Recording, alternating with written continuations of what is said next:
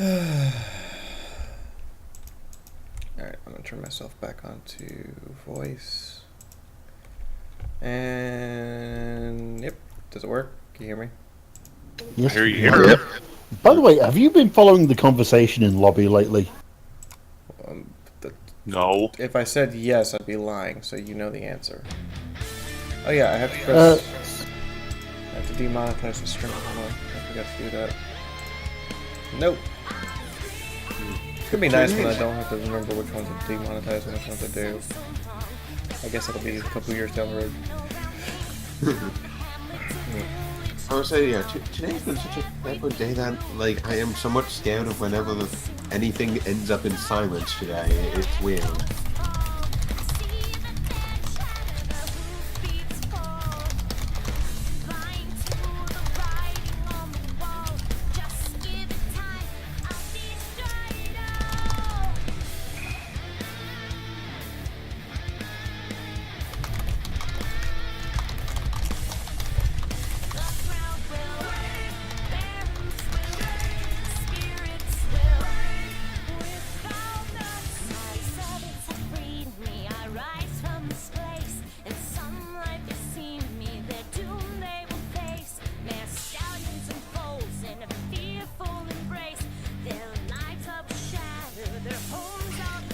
MREs are awesome.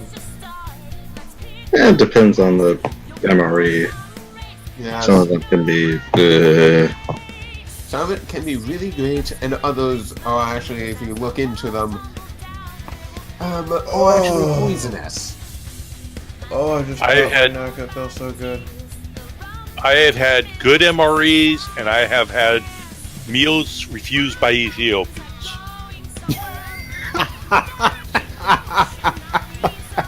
Oh, I like that one. Thank you.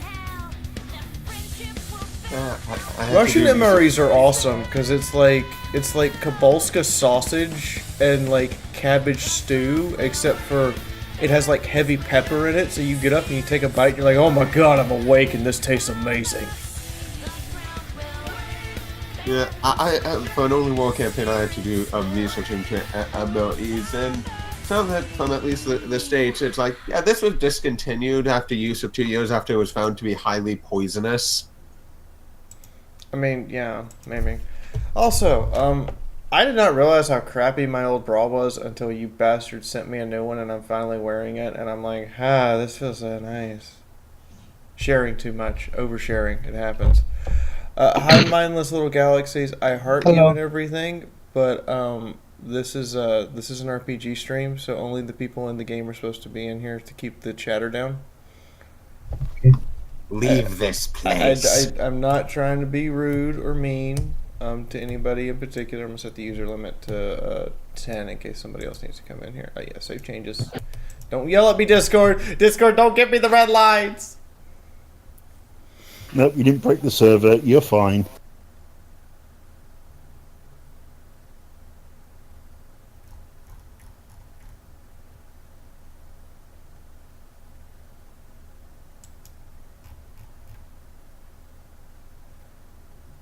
Wow. Okay.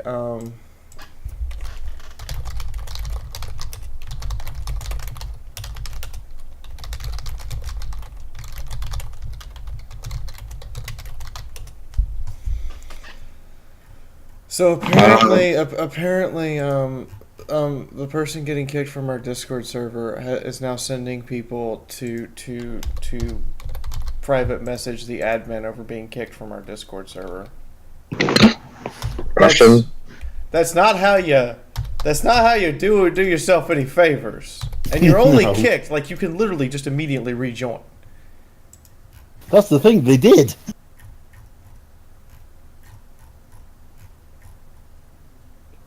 No, if I'm correct, they actually made a separate account.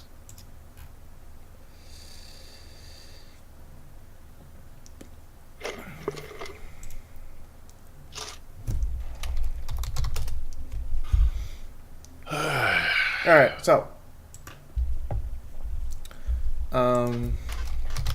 you for all your hard work, and I'm gonna send you something.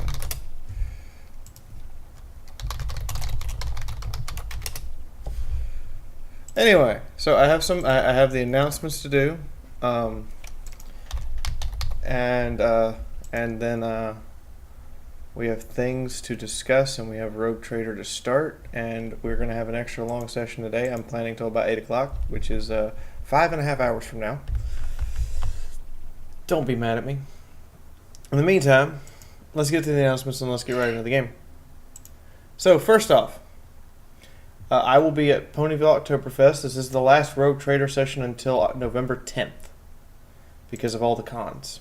And because apparently I had a mutiny when I asked them what other day they wanted to play on, and their response was, none, you need rest.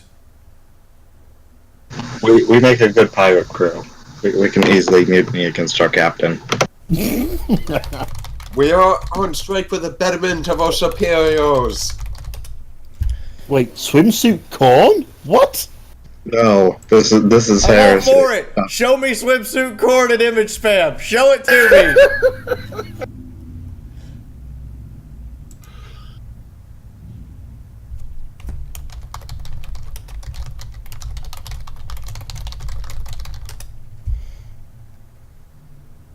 You're gonna look at a really old paraplegic on a throne of skulls who's really angry at shit in a swimsuit.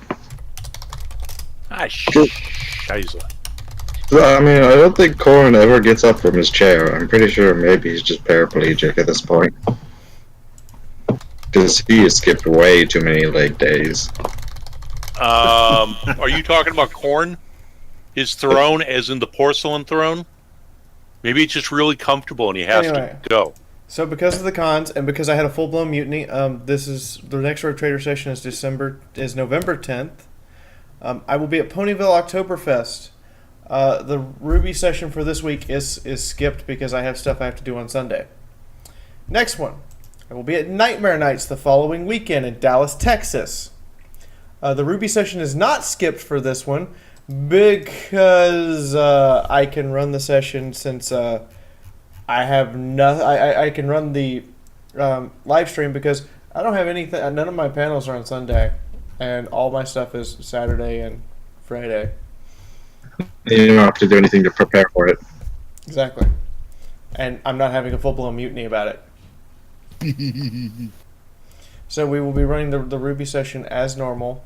There will be a slight break in the Ruby, it'll either have to be a shorter session or a session that we start sooner because I would like to go to the Nightmare Nights appreciation panel because that is literally it. Like, Nightmare Nights doesn't have another year, so I would like to go to that one. And then hang out with people before they leave Sunday and Monday morning. The next one, NekoCon, November 3rd through the 5th. Oh, I got announced today. That would have been nice to know. I will be there. It's Hampton, Virginia. I will be there with Heroin Bob. Some of you know Heroin Bob. Some of you watch Heroin Bob. I'm there. I'm doing stuff. It's kind of cool. I should be on this list now. No, they haven't updated feature panelists yet. But they're gonna have me on the list and everything. It'll be awesome because reasons. But I'm gonna be there. DerpyCon, November 17th through the 19th, Morristown, New Jersey. Yeah, I applied to 5 conventions and got 4 of them. I only expected to get 2. Imagine my surprise. So I will be there November 17th through the 19th. And then we will be running an extra long fun day on Black Friday the next week. So get ready for it. That's that. Yeah. Don't go to the stores on Black Friday and die. Come here and laugh with me and die here instead. That's the whole thing.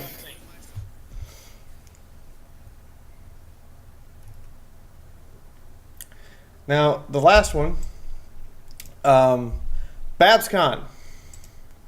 This is for everybody who wants to go to this because this is the one convention that I'm willing to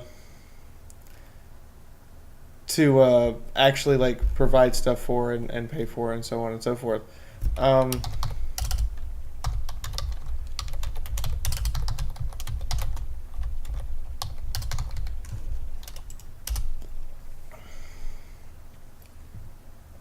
There is going to be a major advertising thing that kicks off Black Friday week. There's also a major advertising thing that kicks off next weekend, starting with Ciderfest.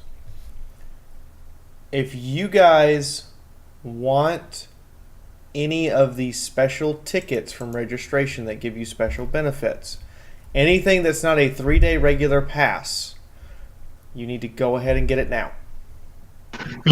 Because the way things are being talked about, a lot of these special privileged passes are going to be sold out and not available. So if you wanted any of this special privilege stuff, any of this extra autograph stuff, free plushies added with your stuff, permission to go to the meet and greet, like any of that stuff, you need to go ahead and do it. And also, if you go ahead and pre-register for the 3-day pass, there's something else that's being added to the 3-day pass that I can't tell you yet for people who register before Black Friday. So I'm telling all of you this now, beforehand, so you're getting insider information. Don't be mad at me later when I'm proven right and like everything from high society up is sold out. Because it'll probably be sold out.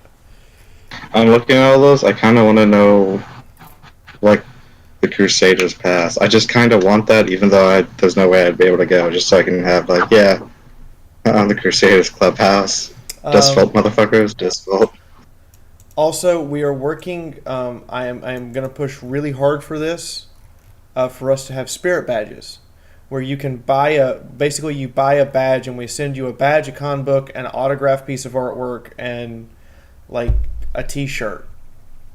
And it's like you get like some swag, like you attended the convention, and a badge and everything, like you went and you supported the convention even if you couldn't actually go. So I'm pushing really hard for this with the executive meeting that's coming up. I think like 2 weeks from now. I already told Doodle that since I'm apparently going to be running BabsCon theme next year for 2019, that I'm telling them outright, I have 3 things that have to happen. We must have someone who is running a con store year-round. Period. Get off your asses and do it. Because I can't be in California to do it, but somebody needs to step up and do it. Who is reliable and actually does it right. 2, spirit badges. And 3, if anybody comes up and tells me that I have to include something, and I don't get a choice in the matter, I'm going to be very, very upset. Because I'm not having you come up and put pop culture references into my theme. Not happening. I don't build stuff like that. You guys know better than that. I might make pop culture references occasionally, but I don't build stuff around a pop culture reference, and I definitely don't like make stuff that's... I'm the worst meme person ever, okay? I don't like follow popular memes or I like make my own and just hope they work. If you want memes, speak to Spitfire. Exactly. Hashtag cup whistle. Oh, by the way, Fee, it's not corn in a swimsuit, but it's not bad. What Mark the Commando's posted in image spam. I'm still staring at what Hitomi sent to me privately because that is awesome. Wait, what the fuck Tommy do? What happens when a bloodletter and that's amazing too. Wait. Hitomi sent me what happens when a bloodletter and a daemonette have a baby. I am I curious. kind of want to see this. But that might not be corn in a swimsuit, but that is most definitely probably that's probably part of the that's probably a member of the 2nd Legion. Given from what Fiaura's told me, probably.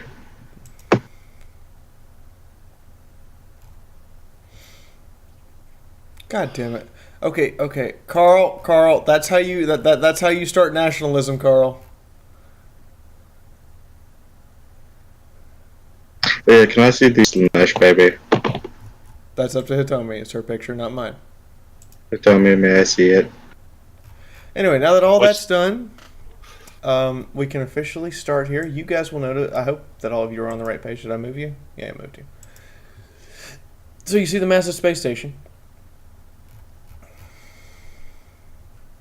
Yep, I see massive space station interior. Okay, good.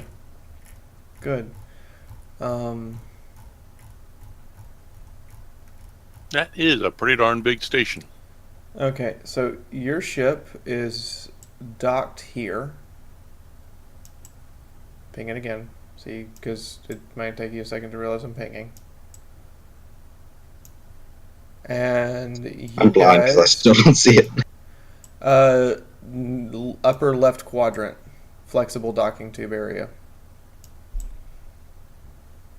And you guys are currently, there's a place for you. There's what you're probably talking about.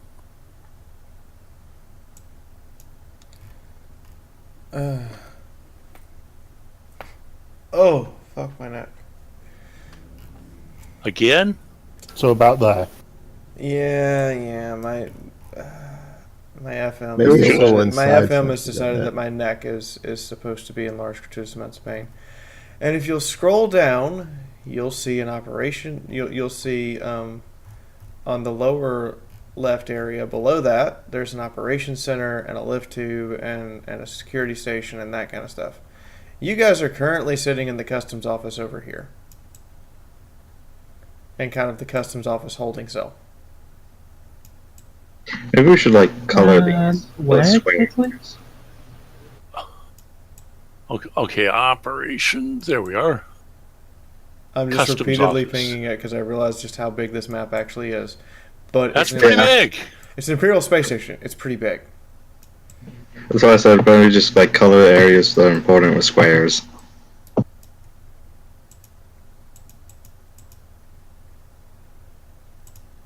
I presume that's a wall.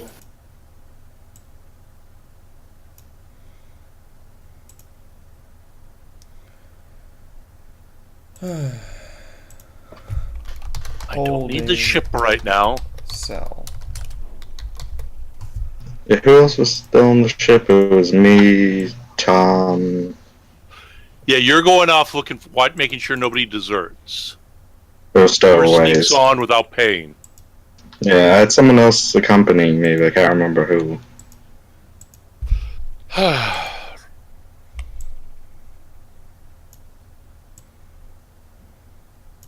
No, we got Hitomi. We got 4 people over at the holding cells. Only one of which remained armed because they never gave up their weapon.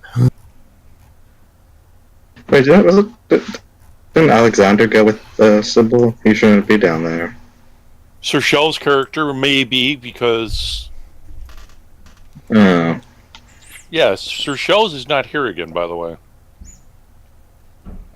I noticed. Well, I thought it was Alexander, because yes, last time was his second time missing, now this is his third time in a row not here. Mm-hmm. I thought it was. Which means, ladies and gentlemen, I hate to say this one. The position of Voidmaster is officially open. Because you really need one of those. They kind of fly the ship when not in the warp. They kind of are the jack of all trades that fills in most of the shoes you don't have so often. So, the position of Voidmaster is officially open, pending Sir Shell's actually showing up before the end of the session. And explaining what the hell, man. Like, this is a time dedication type of thing, guys. I can't just have people not showing up over and over again. So, Sir Shells, I apologize to you. I love you. I hope you're okay. But I can't keep doing this. So, in the meantime,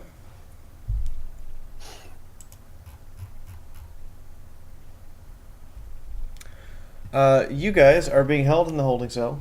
There's nobody here in here with you. It's just you guys. And a couple of security, what are they called? Servitors. Little skulls with cameras in their heads. So we don't even warrant guards. We get servitors. Yep. Droids. You get servitors. God. Yeah, fuck these guys. I'm not sure if that's better or worse. They're dumber. Yet. At least guards you can wind up. I mean, yeah, but they just want to keep cameras on you, and you're kind of locked in a holding cell. It's not like, to them, it's not like you can get out. That's what I say. At least with guards you can wind them up. Well, you could wind up the servitor if you can put a key in it.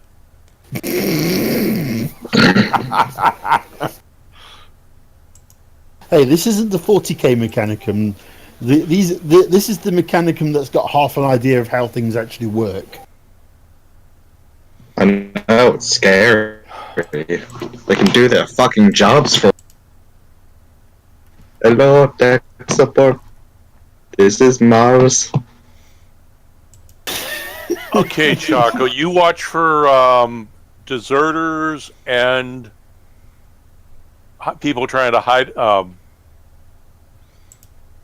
Brain cramp. What was it? You got Stowaways. people who want to Stowaway. desert, and people who want to stow away. As And I think Sybil's I'm taking his just watching to make enthusiastic walk. sure. Okay, this will be fun. Chaco? Probably with guards with them, I'd probably gather Oh yeah, some. he missed. He missed a roll. Chaco? What?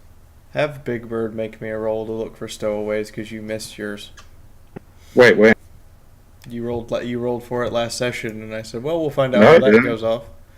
Okay, you and I him, remember you and that him now. roll for roll for Awareness, I guess. yes.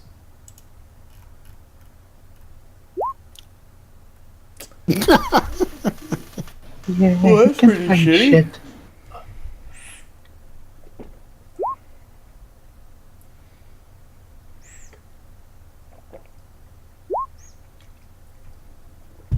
And roll 20 strikes again. The other one was supposed to be Sybil, but yeah, they both failed.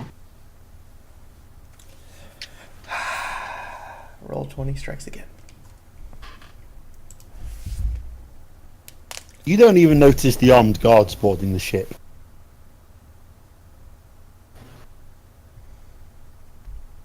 I imagine it's just like Big Bird's just sitting on his shoulder eating fish crackers, and Sybil's too busy looking at the book. Kind of like The book's talking to you, and it's like this crowd of people walk onto the ship. So Sybil just waves at them. And it's like, hey. Don't even notice. Yep. So Sybil literally just waves at them like, hey, member of the crew, it's fine. Wait a minute, no crew's gone off yet, and they're coming on. That'll hit you probably 20 minutes from now, and you're like, hey, wait a minute, no crew's left yet. They're gone. And then we just throw them off the airlock. It's okay. How does something with the goddamn 55 starting awareness fucking miss this test? Big Bird, you have failed me. Has Big Bird got awareness? Yes, he is a flying familiar. He starts with it at plus 20. Wow, okay. He sees All right. all but what he needs to. He sees as long as we're 20 wants he to see. I mean, it also fits because, you know, he's a fucking bird. He probably should be able to, you know, see shit.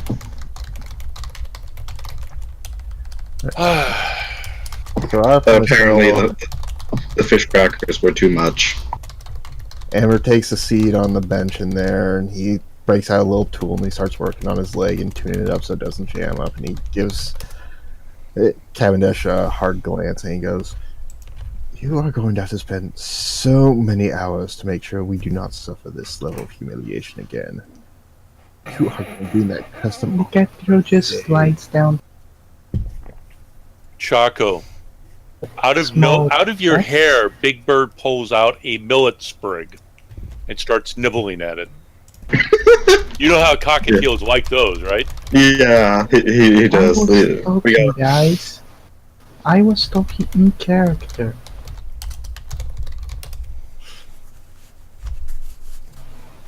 Anyway, continue.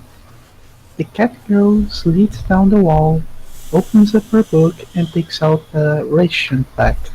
That is, a Snickers. And she begins reading through her book while reaching a Snickers on the wall. Listen to Fiaura type. Did we not get searched before being put in here? Yeah, but they took out our weapons, but not our food or books.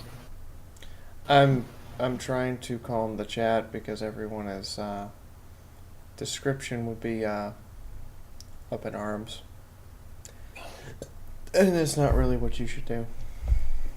Anyways, out of character, there's actually one character here who didn't get searched last session, and that was Amber.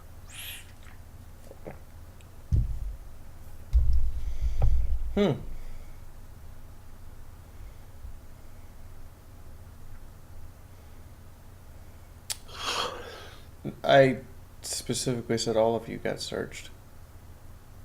Well, no, you walk down the line and it's like, well, Cavendish said he handed over his weapon, and our Archmilton said he handed over his weapon, and Marcy tried to hide hers, and it didn't work, and you just never got around to me. But it's like right at the end of the session, and things were rushing. You sneaky git.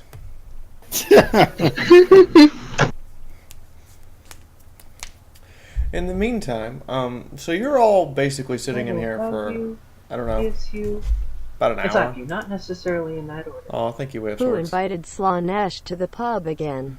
I invited Slanesh to the pub again. There was some kinky stuff that happened last night, and we got a blood letter to bang a daemonette, and now you see the result.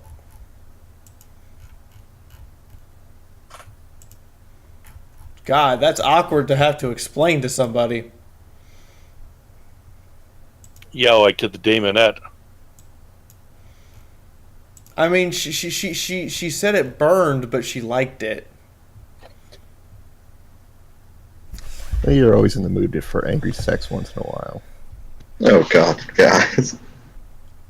In the meantime, yes, Grinlich, I'm aware that it has dropped. However, they announced it literally 11 days before it's dropped, and my schedule was pretty much being planned out to be basically, kid don't have time for it. So as soon as I have time for it, I'll get to it. But I get time for it.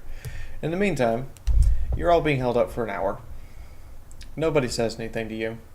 The servitors stare and follow your every move in that creepy kind of one eye goes one way and one eye goes the other way type of deal so that they can cover all four of you. Alexander will look at one of them, close his fist, move his other hand so it's next to that fist, and begin winding as on his moved fist slowly rises a middle finger. The only sound in the room besides the vent is this constant as water is kind of dripping somewhere. Okay, who peed their pants? Is the room we're in generally clean, or is it quite disgusting? I mean, it's clean in the sense that it's freshly cleaned, but clean in the sense of freshly cleaned doesn't help when the floor has been permanently stained with blood. Ah, okay. What's the bench like at the side of the room? Sticky in spots.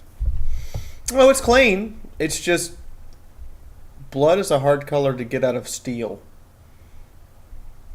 Fair enough. In Yeah, that you case, can get blood out of steel. Catch a I- dog for it.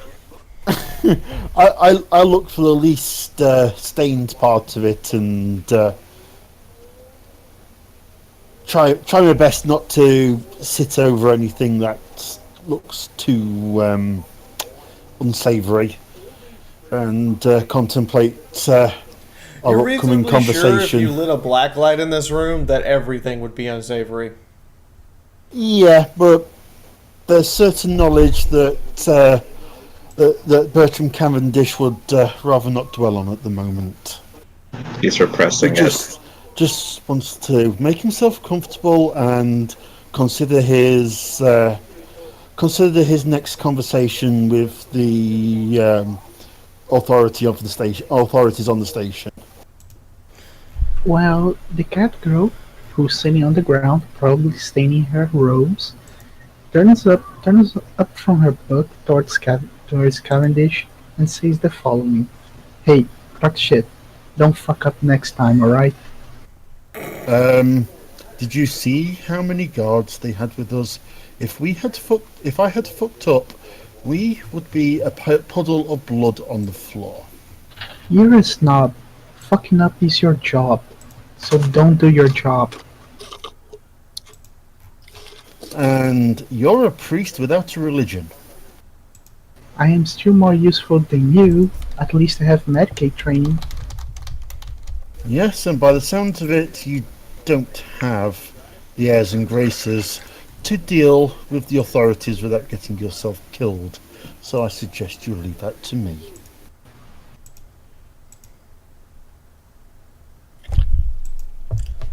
Out of character, Fee's going like, oh fuck. Alright, are we gonna get into some PvP today? Cat eye, woo! Hammer One sighs is the and cat, rolls the his other's a eyes. pussy, woo! One is a cat and the other's a pussy? Wow! Is somebody trying to Oh, instigate a wow. fight? Hey, this is all out of character. Simba has no idea what's going on.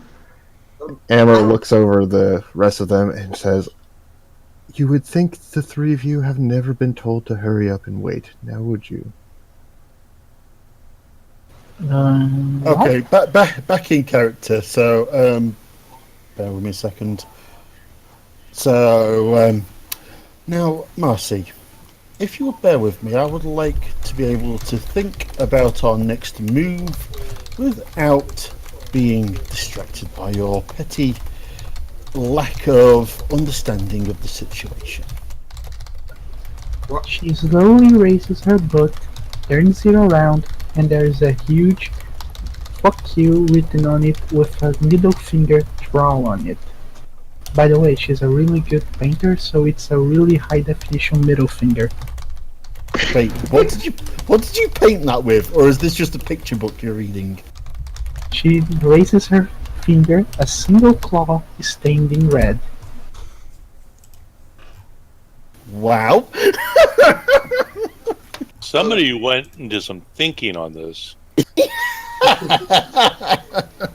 While all this happens, Alexander will just do some standard stretching while looking at the two arguing members and then at the door. Well, after an hour and 1 minute, because you know imperial emphasis on fashionably late, the door opens. I move up to the door. I move up to the next wall, just so I don't get in the way.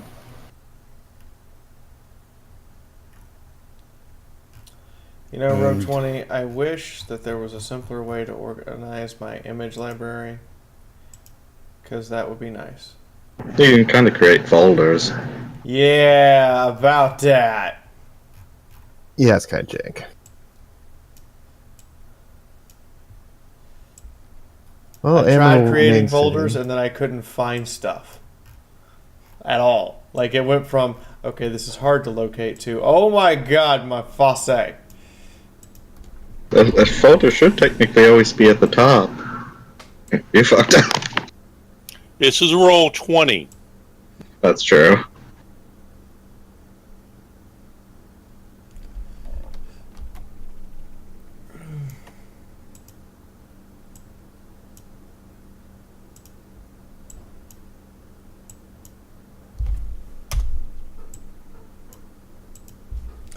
These three lovely individuals, two guardsmen and what looks like an arbites, open the door. Arbites looks at all of you, looks at the guardsmen, looks at all of you. It has been determined via Imperial transmission that your ship is in fact legitimate and that I should not shoot you. Multiple third-party individuals have verified your identity, and it is therefore not within my power to execute you at this time. I rarely, if ever, get to say this, but you're actually free to go. You may collect your weapons from the security station on your way out of the operations center. Do not press any of the buttons, or I will have to shoot you. Thank you. I look over at the cat girl at that one. Thank you. And I have to ask, is he crying a small tear when he says he doesn't get to shoot them? Yes, actually. He is he is crying a small tear when he has to look at you all and say, I don't get to shoot you. Alright, so who leads the way? I guess we walk to the security station. And Right. Amber stomping behind slowly. Oh yeah, Cybernetic. during the way, I reach up to the Cavendish and slap him in the back of the head. I carefully let my elbow slip into the side of the cat girl as she passes. That is nothing. Anyway.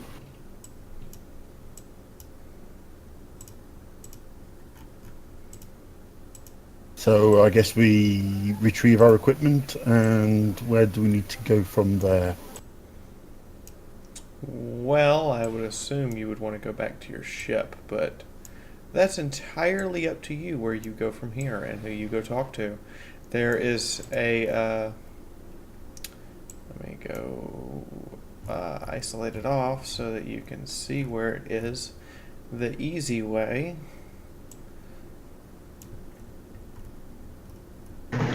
Tommy was gonna say something.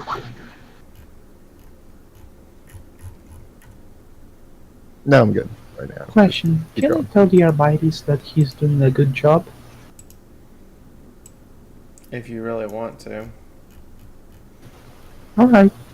Then I reach up to him and say that he's doing a good job.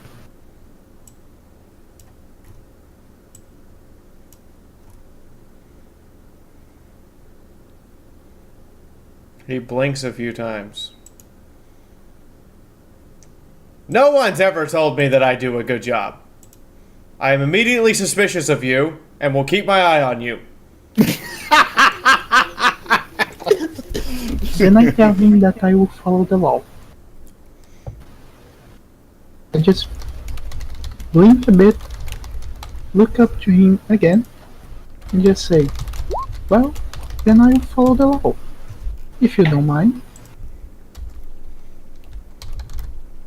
RC, may I suggest we get out of here before we accidentally break any laws?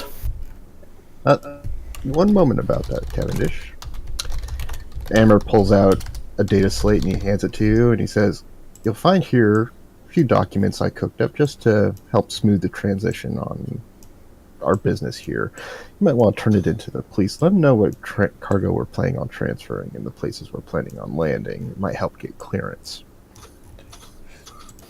Certainly. So I quickly skim over and explain to the Abatis that we are at some point hoping to be offloading weapons, armor, and rations to the local government, and asked if there's any permits we need to be in possession of to make that happen. Cat Girl just moves back, immediately regretting every single one of her actions up to this point. The Arbite looks at you and goes, landing? I was completely unaware that spaceships could land. Who said You landing? should go see the Adeptus Mechanicus about such a ship design and have them look over your ship for ability to make an STC about it. Who said anything about landing? It was in the report document you just handed him.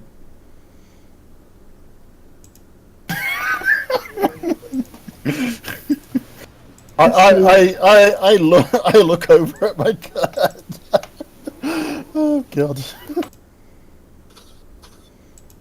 I look over and raise an eyebrow about lendings. Would you care to explain this one? Because I never thought we were actually lending. I thought we were going to be offloading up here. Well, I find that, taking a lander down to the planet works better than just dropping it out of the airlock from orbit.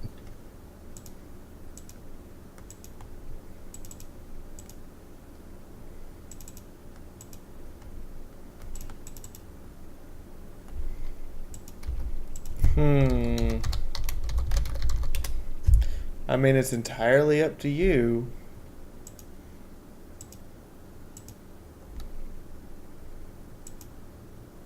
And I hold up a finger to the RPTs and I reach over to Cavendish and I pull him aside a little bit so I can talk nice and close and low to him. I say, look, there are things we need down on that world.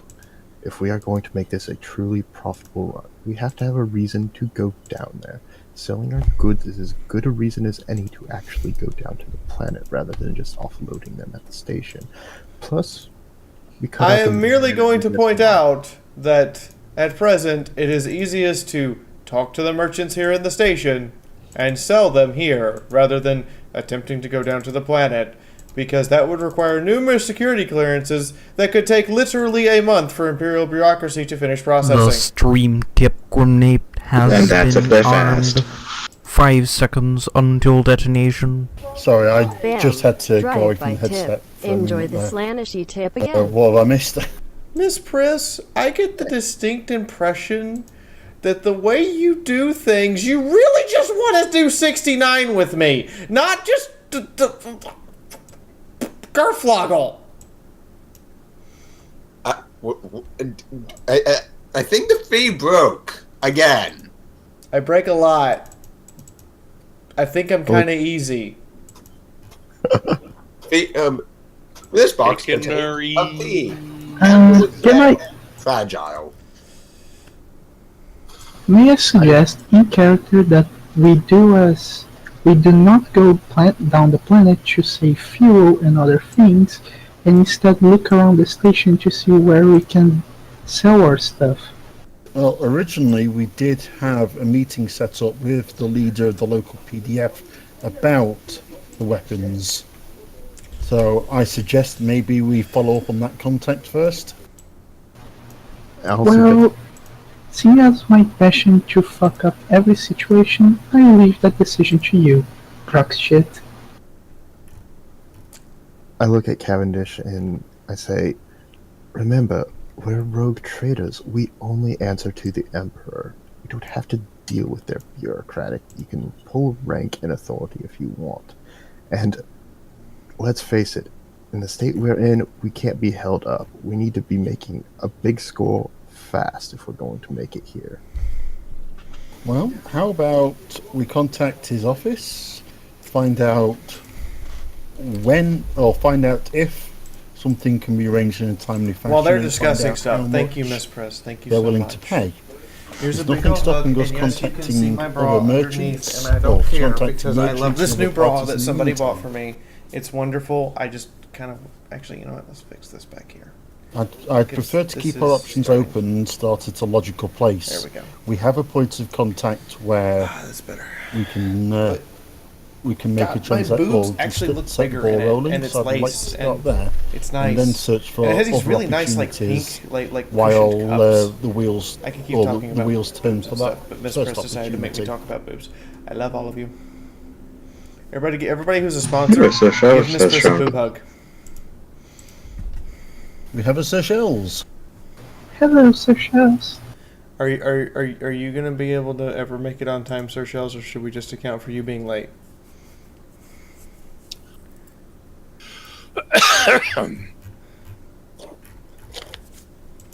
Sir Shells, we can't hear you if you're talking.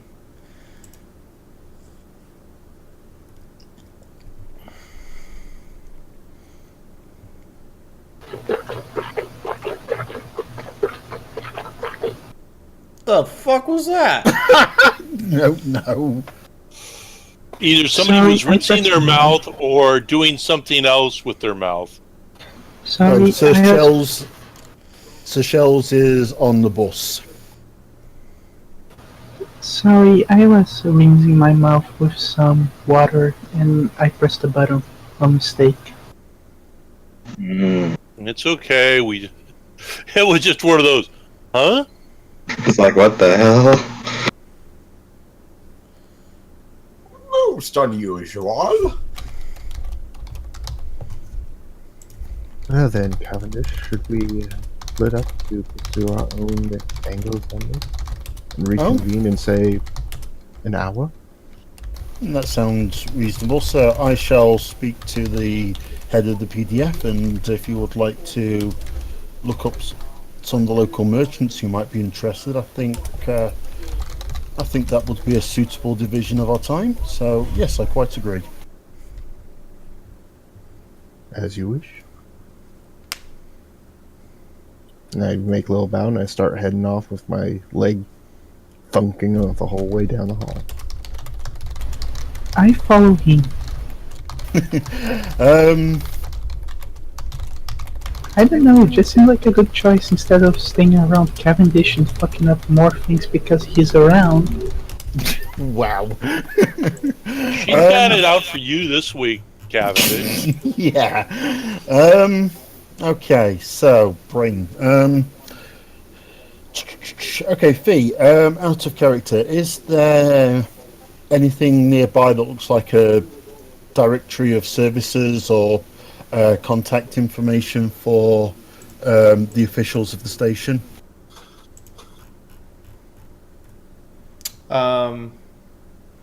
What type of services are you looking for? I'm mainly looking to get in contact with the head of the PDF. I think you're standing in front of him. No, I said the head of the PDF, the Planetary Defense Forces. There actually is not a place on this station to talk to them directly. You'd have to just open a comms channel with them. Okay, so in that case, I'd probably be best off going back to the ship for that one. I look over at our man-at-arms and ask him if he wants to follow with the others or head back to the ship with me. Or...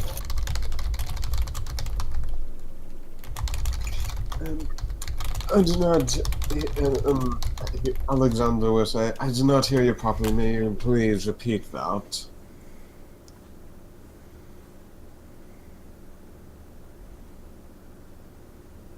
Sorry, I didn't catch what you said there.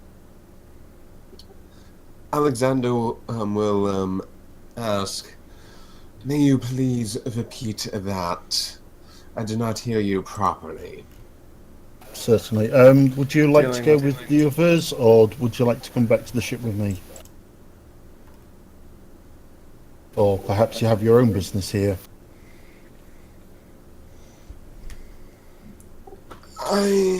Alexander will say, I think I will decide to head back to the ship with you just to check up on the situation dealing with armsmen aboard the ship. They are in need of refinement. Okay, certainly. Alright, in that case, myself and Ying head back to the ship.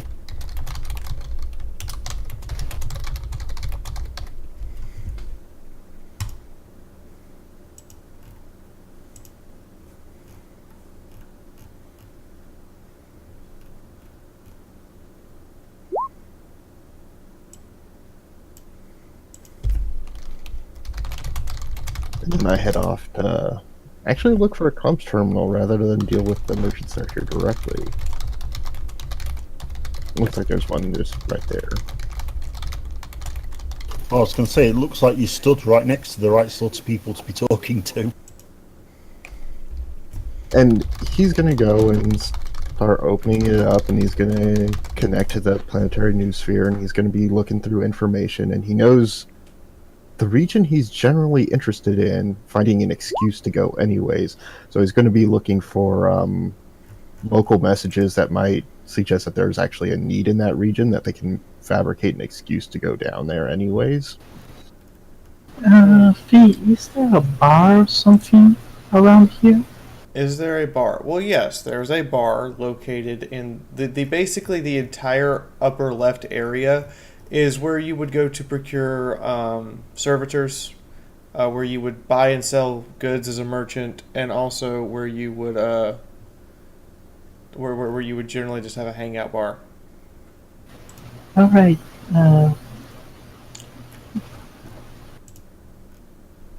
so as Emmer asked of her, she will go to a bar and get some drinks for them.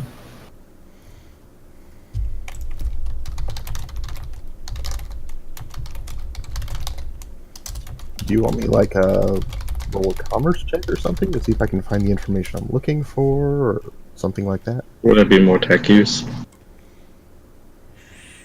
Well, I mean, it's sifting through data. It's not really using a device. Oh, what's the name of the skill?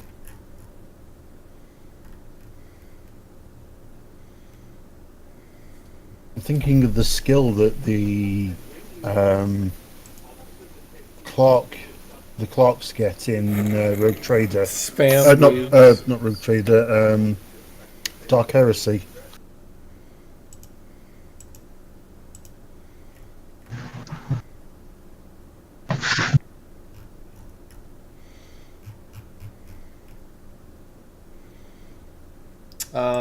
What skill are you looking to? What are you looking to do? I'm jacking into the planetary newsphere, and I know the region I'm looking through, so I'm basically looking through effectively the version of Craigslist on the planet and see what people are posting and what they actually need, and kind of bypassing the merchants. You're trying to bypass the merchants.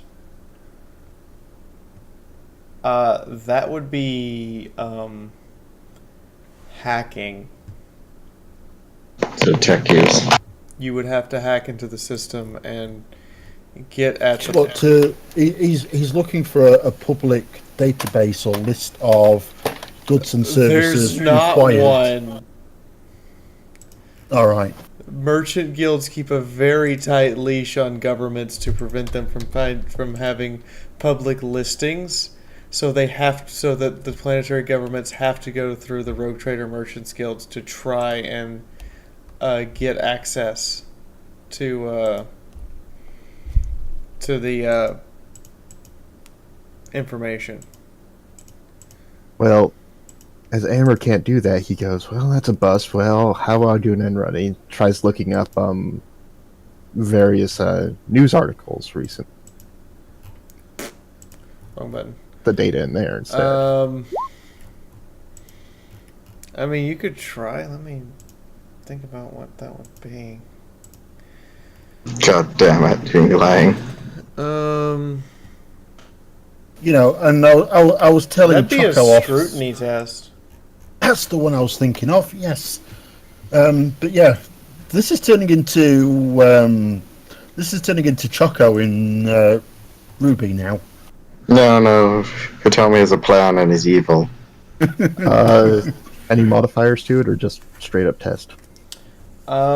Since you're foreign to the planet, it's going to be -10 because you don't have any of the information on the local politics or the local how the local news system works or how it's regulated. All right, so this is going to be a luck roll. Suck. Tie me up, spank me, and call me Lucy. Wow, that's an actual success. Okay, so it takes you 30 some odd minutes to figure out how to interpret the local news in a meaningful manner for the information you want. The local planet is in need of 4 things. It seems they are doing a lot of heavy advertising for the Planetary Defense Force.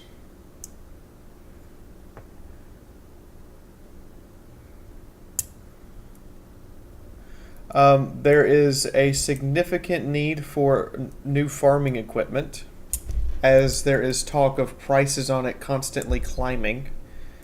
There is a need for Adeptus Mechanicus specialists who know how to repair and have the STC equipment necessary to make heavy-duty industrial farming equipment. And there is, oddly enough, a need for for high-caliber personal weapons. Specifically, heavy rifles and large caliber shotguns. Well, it seems we found our ticket then. So, PDF again? Oh, I don't know. Government contractors always try to skim you so much and find the private markets so much more. Note, I'm going to emphasize that apparently there's some local indigenous life forms that have been incredibly hard to exterminate and are really hard to kill. They wouldn't happen to be big and green, would they? Bipedal. One of them's probably on fire. No. There aren't any pictures that you can really discern about it, but there's definitely some, what's the word I'm looking for here?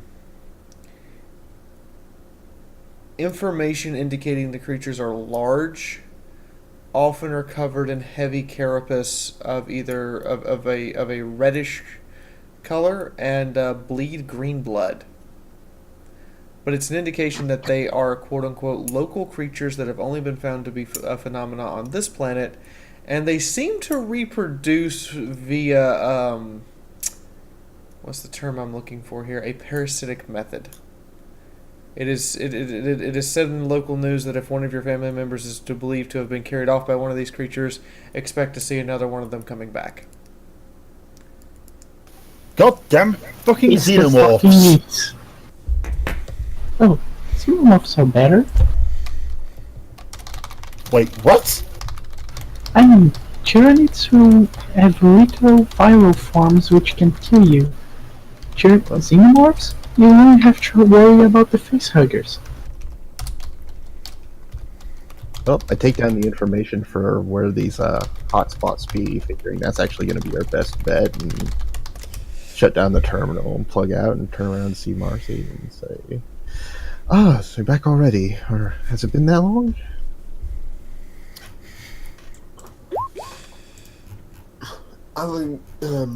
Alexander, at this point would like to go away from the ship and try to find on the station the seediest bar possible. The seediest bar possible. Like, how seedy are we talking? Are you talking like the underbelly that if the Adeptus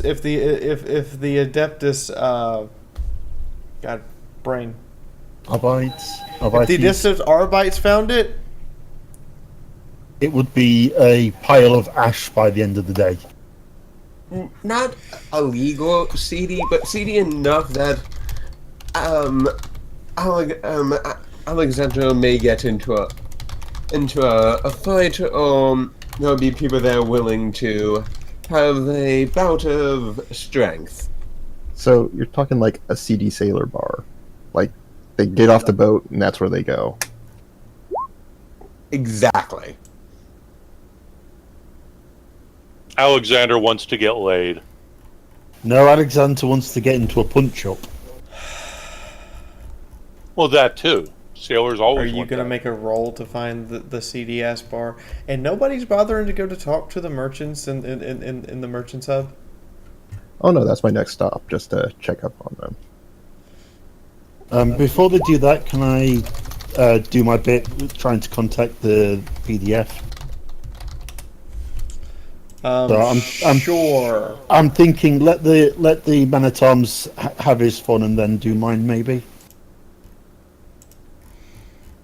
Because I want to see what happens.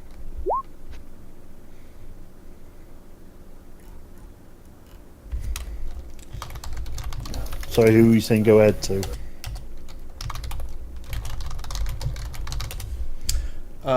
You go ahead. Me, okay. See if you can talk to them.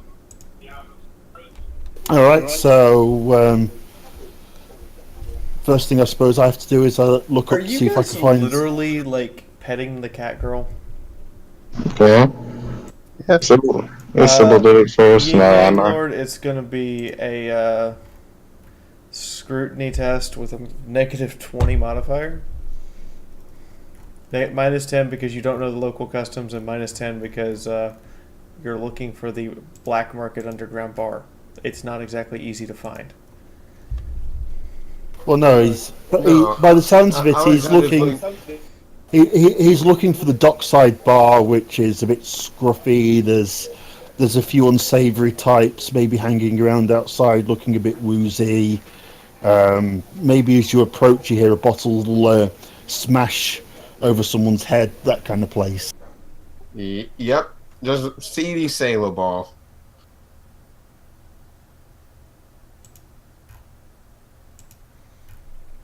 Okay. There's sorry.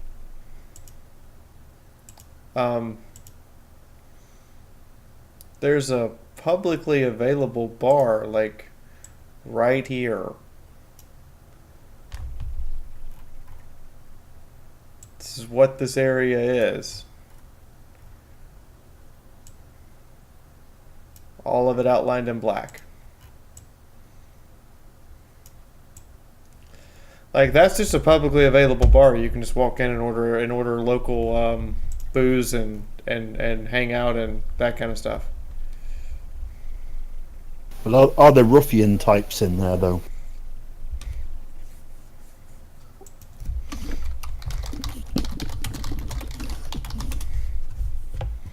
I just add that Emmer just got up in the scale from neutral to friend on Marcy's scale.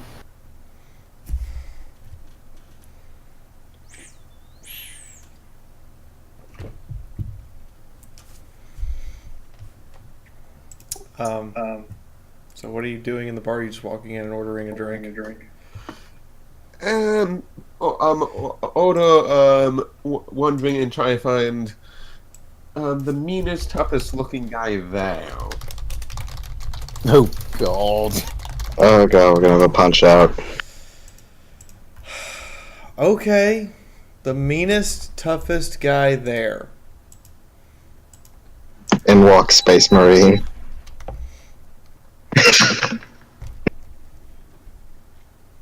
Who's this Catan person? The meanest, toughest guy there. Are you sure about that? Hey, Doodle. Hopefully under Ogren, like human. Maybe Ogren. Maybe Ogren. That probably I was checking him out. No. Answer the question. Meanest, toughest guy there. Are you sure about that? Yes. Okay. Now that How you're does sure, the ship's medical insurance? Insurance? I'm so glad I have two screens now, and you. stream can't like spoil it for you guys for what I do to people. I was wrong. Is that an angry Marine? So there are two guys having a drink, and they're occasionally literally punching each other. They're wearing full power armor and just drinking through the inhalant visor grill, literal barrels of the local slog. And the table in front of them has multiple cracks and indents in it from them slamming their fists down on it. Mistakes were made. Mistakes were made. You said the toughest guys there. And they're not Ogrins. I rolled, and I got Angry Marine. They're not Ogrins. You said not Ogrins. They're not Ogrins. They're technically human. Oh, you're fucked. Are you gonna walk up and try to outdrink or start a fight with the angry Marines?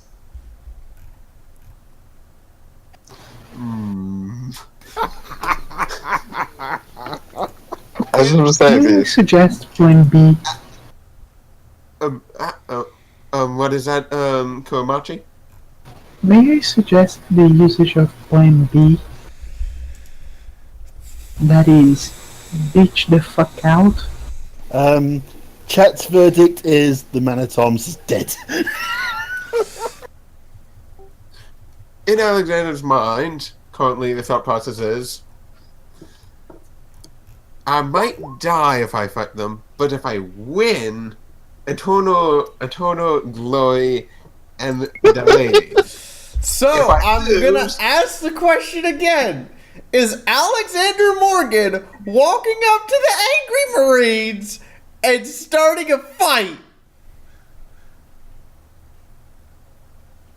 Oh yeah, as I wrote, Sybil discusses a disturbance in the warp, as if someone somewhere has supremely fucked up.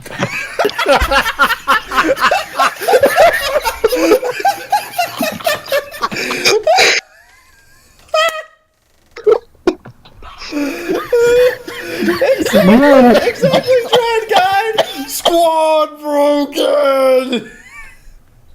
I mean, you're literally staring at the guys that will willingly stand in front of a Baneblade tank charging them and punch it. B, may I add something? Go ahead. The cat girl's ear twitches and she smells the air. And then she says, I smell the piece of salmon glass supremely fucked up.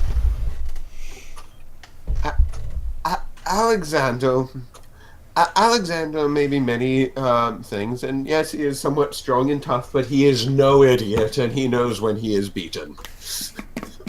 Are we sure about that? You disappoint me. By the way, the angry Marines are complaining very loudly that no one will drink with them. Go get your captain. Yes. How the ugly?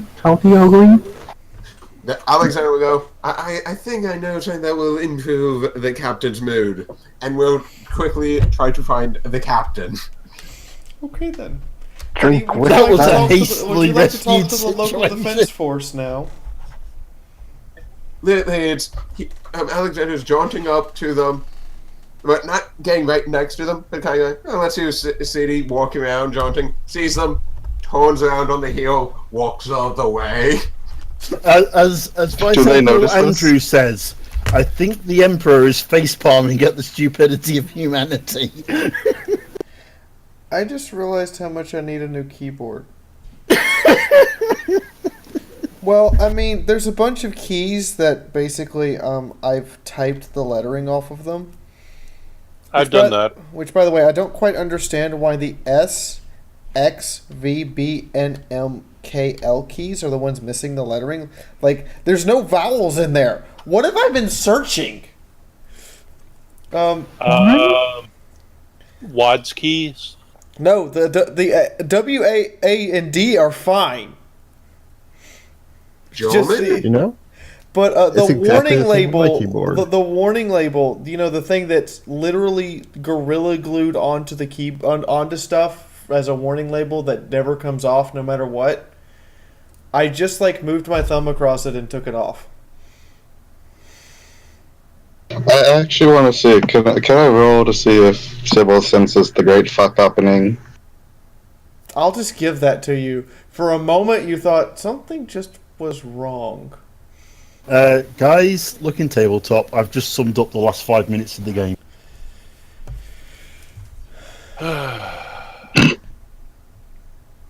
So what's been going on? Morale was so terrible, the commissar had to shoot the entire unit next to us. What?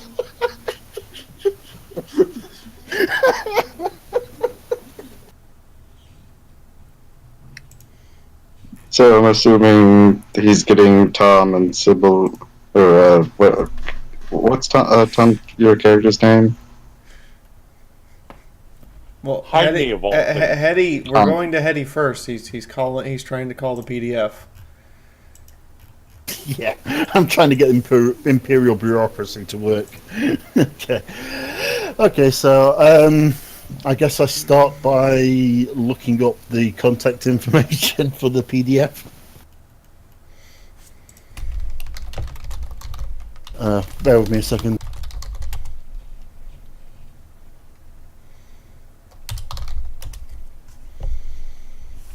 So you Sorry, back. You call down, and you get a guy named General Levidentus on the line after you've talked to 6 lieutenants, 3 captains, a sergeant, somehow got redirected to a cadet, not even like a private, like a guardsman cadet. He was given the gun 2 minutes ago. Redirected back to one of the captains you already talked to, shoved up the chain to a regimental colonel, who regaled you with stories of his former glories, including all of his sexual conquests, for nearly an hour before you were even allowed to really speak. And finally, there's this gruff guy who has a cigar. One of his eyes is missing. The opposite ear is missing. And he didn't replace it with cybernetics. He literally just has he's not even wearing an eye patch. He's just missing an eye. Like there's just a hole in his head. Fair enough. And he looks up and goes, "Can I help you?" Yes. My captain is looking to offload a cargo hold full of laser rifles, flak armor, and rations. And we understand that your forces are in need of such additional supplies.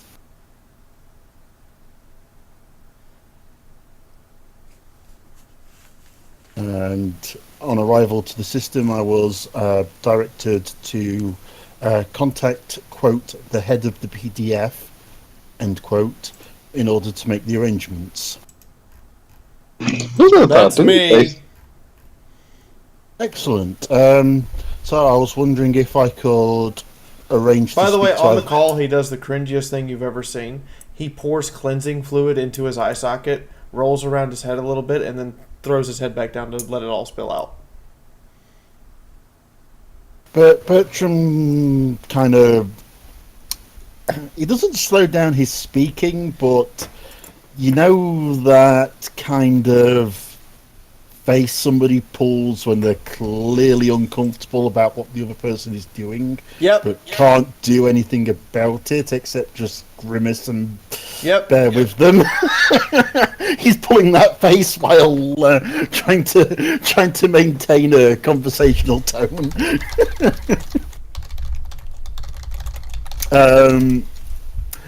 So yes, I was wondering if I could speak to you or one of your representatives about the sale of these goods.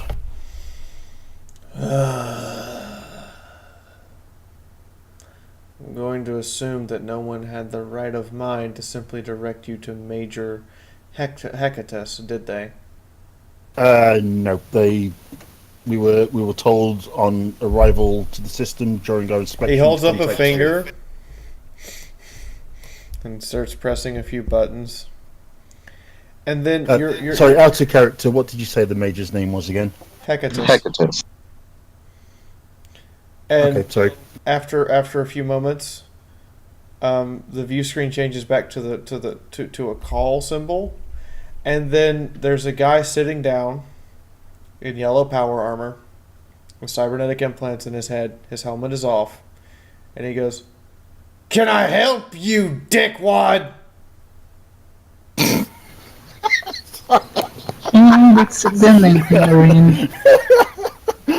Sorry. Yes, Bertram is obviously taken aback by the tone for a moment before he straightens out his overcoat and proceeds in his cordial but highborn tones that he understands that the PDF is in need of weapons and other supplies, and that we might be able to help them with that.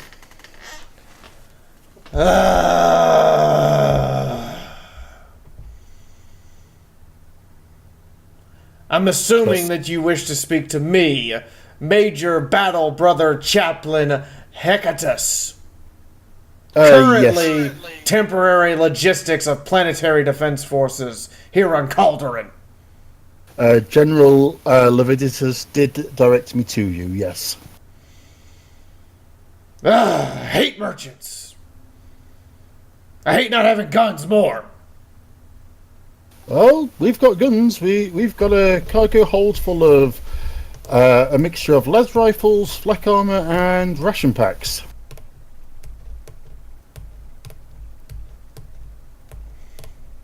I presume that the PDF that you're currently been instructed to assisting and represent. building up so I can get the hell out of the system and get back to killing Xenos.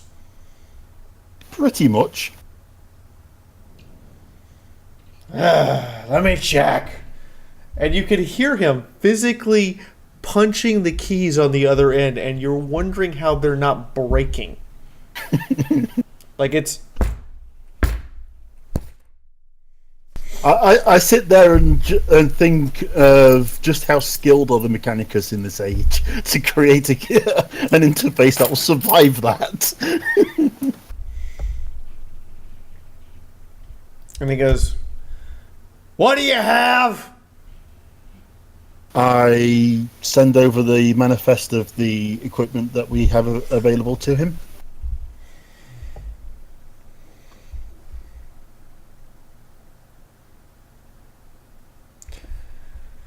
Yeah, them fancy new las rifle shitty things. Yeah, okay. Okay, excellent. And what kind of rates would we be looking at to sell this to you? Sell? Fuck, now I have to go look at acquisitions. Button, button, button, button. Hammering fists down that causes the table and the display camera to shake.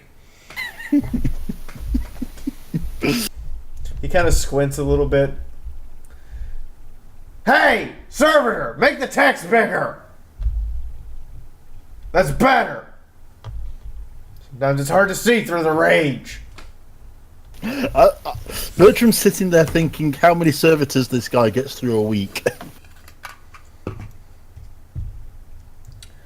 Speaking of you thinking of that, as he's looking over it, a servitor comes up and hands him a data scroll. He takes the data scroll and then punches the servitor so hard it doesn't fly off, it just shatters in air and falls to the ground. So he actually exceeds Doom Marine. Yes. He just broke the servitor. In midair with his fist.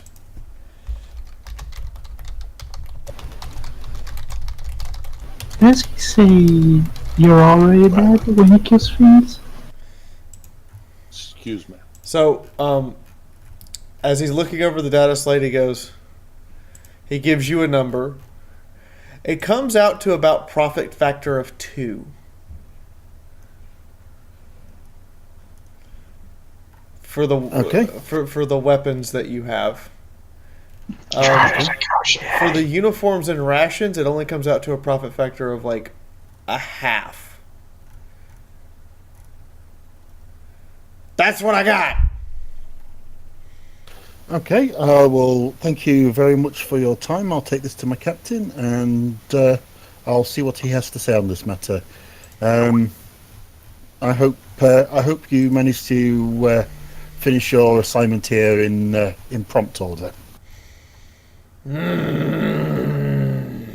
which point I I him... hate you less, but only hate you less.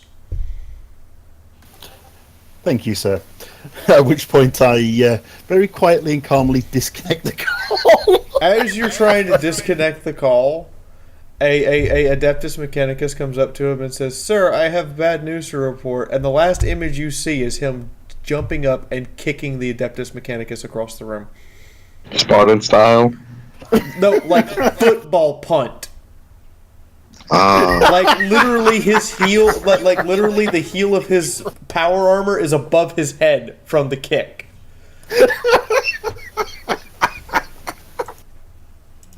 Oh dear. And what were you saying about pop culture references earlier?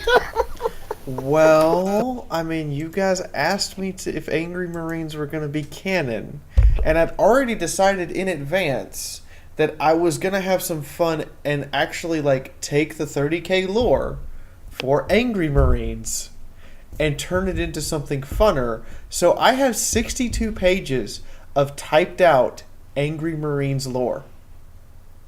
Wait, what? I actually built... Yeah. I actually, like, completely built them as a legion. So Drunk Guy 42 says, "So, the calmest angry marine in the Legion." Oh, sure. Since Sybil has the book, could I actually get those little things? The pages. Remember, one of the most famous members had the balls to take a Space Marine in power armor in the groin plate. So I walk over to the captain and hopefully get there before the man-at-arms does and report to him how the conversation with the PDF went. Moving on to the captain. Yes, he's sitting there waiting Over an for hour. the inspector that was supposed to come by and inspect his ship. So, back to while everyone was in the holding cell. An inspection team arrives, consisting of 2 guys in yellow armor who are literally heavy breathers. Yellow So we've got power full-on armor Vader and are breathing. taller than you. And 16 Adeptus Mechanicus. What are they called? Adeptus Mechanicus initiates, and 1 Adeptus Mechanicus Magus. Who in Wow, a that's very a bit of robotic a- voice come up to you and the Magus goes, "I was told to inspect your vessel for potential flaws as well as illegal illicit cargo. Is this acceptable?" If you find illegal and illicit cargo, it's unknown to me. So yes, let's inspect. Understood. Unit 571642. Ordering units 571649 through units 5614 or 56164 to begin inspection protocols. Wait, these are the motherfuckers Sybil and Big Bird somehow missed. No, these are the guys who these are not the guys you missed. These are the guys who are looking over the cargo and examining the ship. These are the ones who boarded the ship through official channels. Through the massive amount of bureaucracy, meticulousness, and stupidity that is the Adeptus Mechanicus even in 30k, it takes them an hour because they literally open every single crate, examine every single rifle, examine every single last pack, every single piece of flak armor, and also overlook every single seal on every single ration. Wow. I'm sorry if I missed all that. I do say one thing when someone they was start talking, messing with the ration something. pack. You open it, you buy it.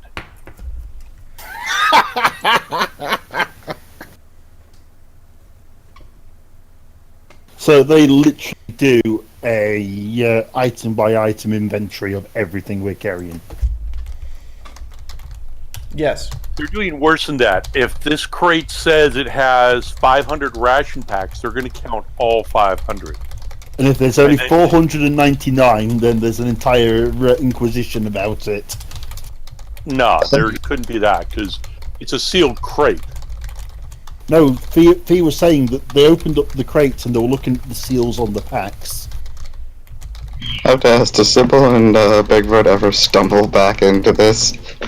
Just keep wandering the ship.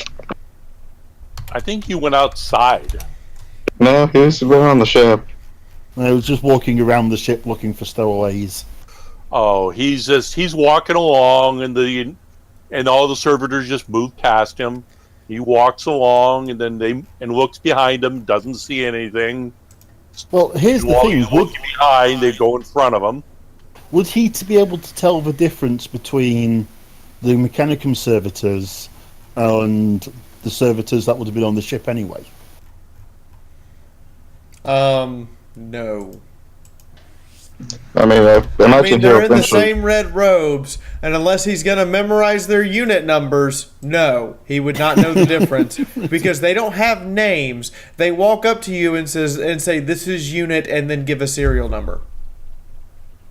But will he ever stumble upon the big yellow guys? Because I figure he's been walking forever around. Yeah, who are the two big yellow guys? The heavy breathers. They look like Space Marines. Well, the reason I'm asking if Sybil ever runs into them is because he has the book and knows what they are. I mean, are you going to walk up and talk to them? Or while they're doing the inspections, while they're doing the inspections, I said, "Are you guards or observers?" Both. If Sybil does approach them, he'll merely walk up, give a little bow, and scuttle away very quickly. If you blow your nose occasionally, you won't have to breathe so hard.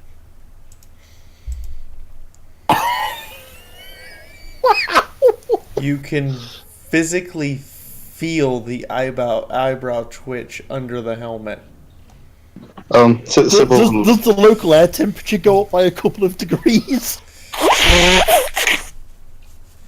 Sybil will look over to Heine and go like, "You would rather not mess with them. Their Primarch is a little for them, and their Primarch are a little temperamental at the best of cases." Now to have a little fun at your expense. Uh-oh. Oh, by the way, guys, I'm back home. Hey, Seychelles, we're currently being inspected by the Angry Marines. Hopefully they don't find me!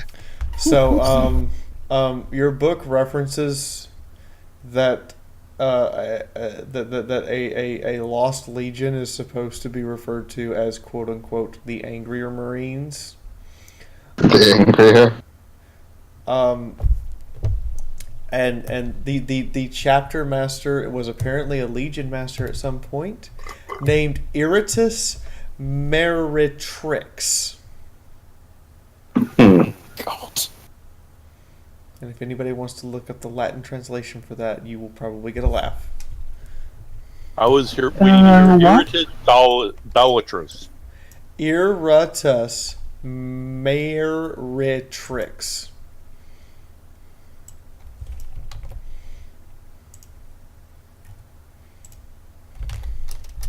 But Sybil will just look at the two Space Marines and ask, "So how is your Primarch doing, Erez?" I remember her name. Iritus. No, the Primarch. That is the Primarch. Isn't me Erez Kilgis? No. Time has changed for us, Sybil. Well, no, I'm literally looking at what Fiaura DM'd me. Ah. They raise an eyebrow and go. They look at each other in a confused look, and there's kind of this pause before they look back at you. I just looked it up. Kind of leaning in, getting real scrutinous with you, and go, "Eris Kilgaris was slain in his testing to become Primarch." Oh, that's unfortunate.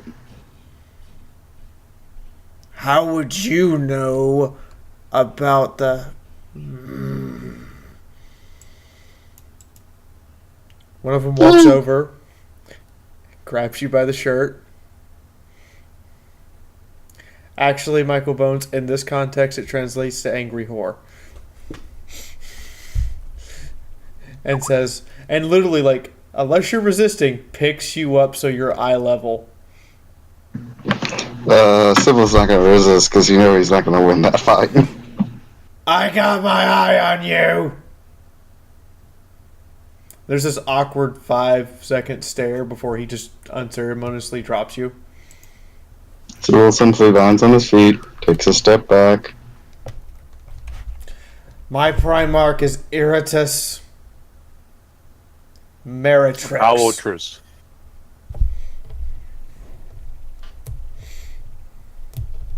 Hmm. I'm trying to make the Primarch irritable bowels. Is the Iratus in the book anywhere that Sybil has?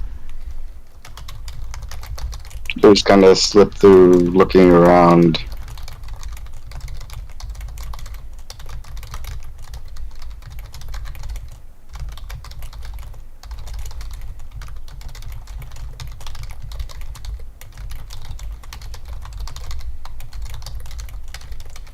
Run that by me again? Is the Iratus guy anywhere in Sybil's book like Kilgus was? Yes! She is! Yeah, you already told me that part. Quote, the angriest angry Marine to ever be known. Is the only information you have. Hmm.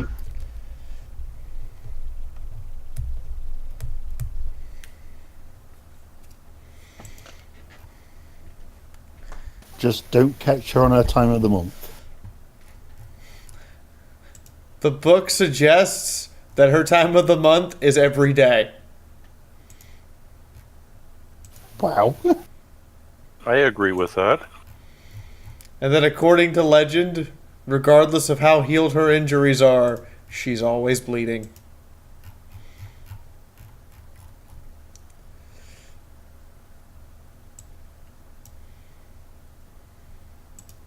That's just most unfortunate. Dude really staying just like everything.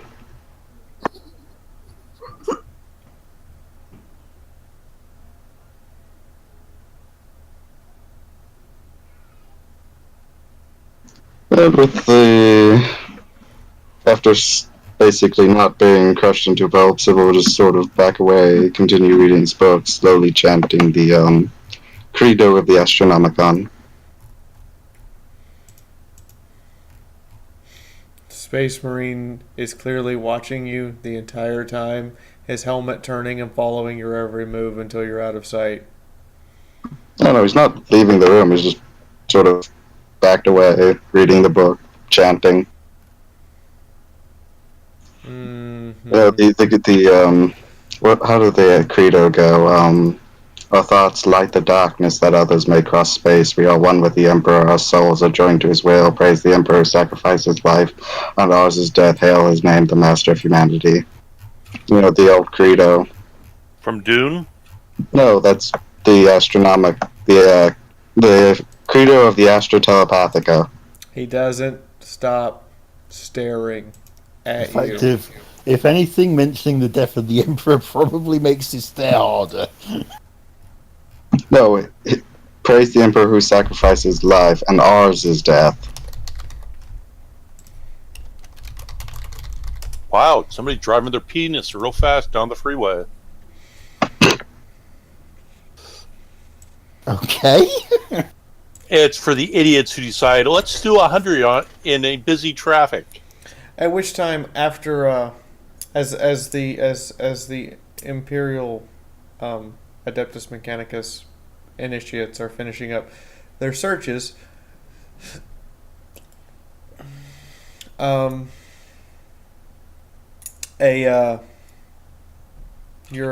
what's his name? Alexander arrives back into the cargo area looking for the captain.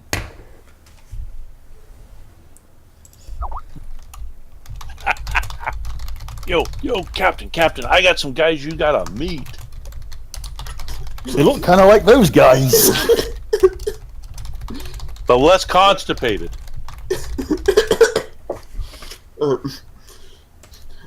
I think you're dying. Alexander will search for the captain.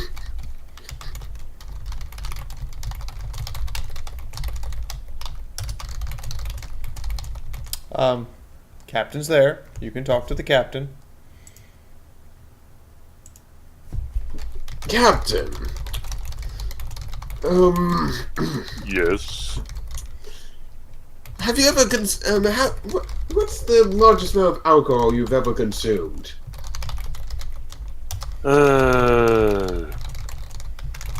Alcohol or beer?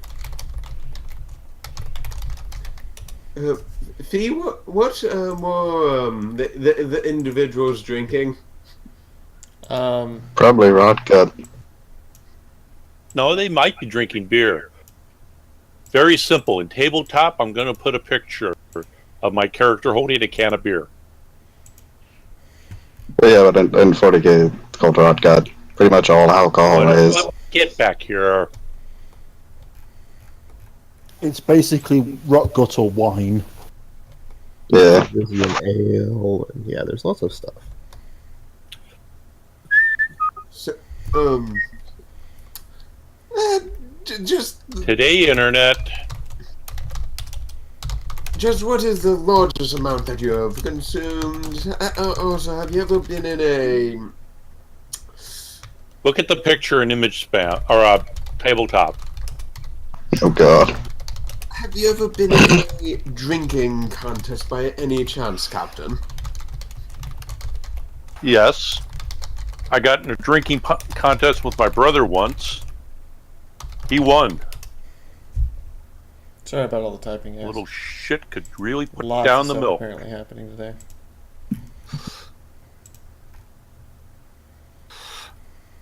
Did anybody catch the last of what I just said? Yes. I see, Captain, I see. I have a question. Just a simple one. Would you be interested in making a name for yourself by participating in a drinking contest against Space Marines? You know, like those shits? Yeah, those assholes who have been... No, assholes have more use than them. They're not been the best guests, have they? So slowly steps away from the commander. Like, nope. Nope, if they hear this, we're all dead. I'm just glad I'm on the bridge.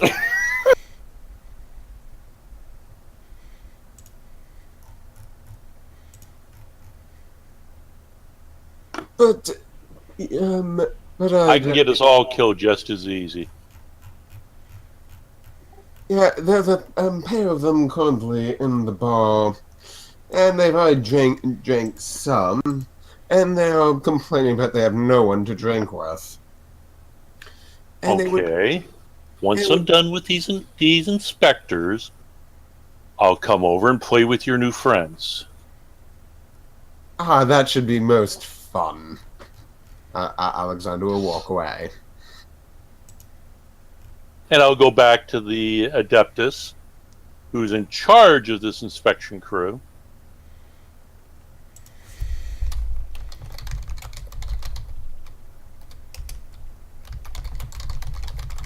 And I'll say, anything found so far?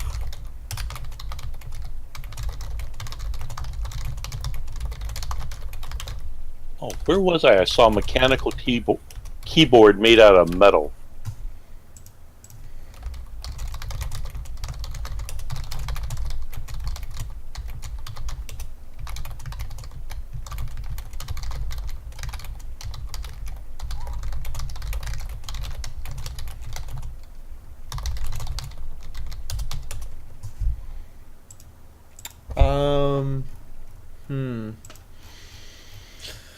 Well, you guys arrived back at the bar. Those two are still drinking. If I heard what you were doing correctly. Yeah, The table is much worse for the wear, including a small chunk of it has apparently been beaten off of the table. And I look at the troops, and I walk up. Can anybody sit here and drink with you? Or do you have to be a man? They look at you, look you up and down and go, I like it! And they pass you a mug. By the way, the mug is as big as a human head. Because it's literally a skull turned into a mug. Skull mugs. Oh, a shot glass. And they look at you and go, I like her more! I think Alexander will also participate in this, even though he'll probably be the first one to go out. But his captain, he won't leave his captain alone. I'll just be in the back of the bar watching this. Anybody instructing a couple of the men-at-arms to kind of go with and help drag the captain and the men-at-arms back when this is over with? Well, the man-at-arms at least. And he will drink whatever it is they're serving him.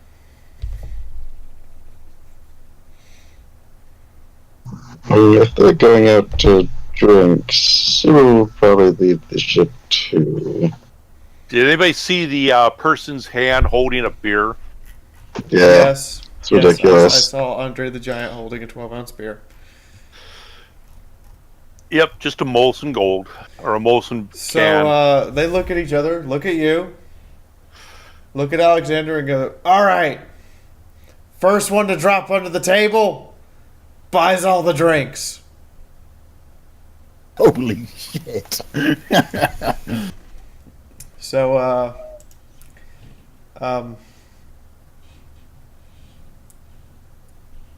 you may want to put your avatar down on the table. I better find my avatar. There we are. For what they're doing outside, Sybil will Alright, probably so go from this the is front. a carouse check. No She knows that. modifier.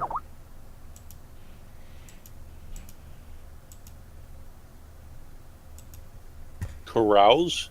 Yep. 26. Carouse is your What is- internal fortitude and your ability to drink, to inhale or withstand poisons. Do I have any modifiers that anybody might know of?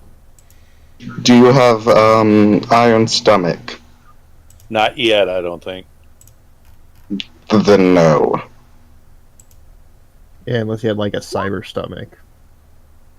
And thank you for being in the way. Minus 2.4 degrees of success. Yin Yang Lord made it better.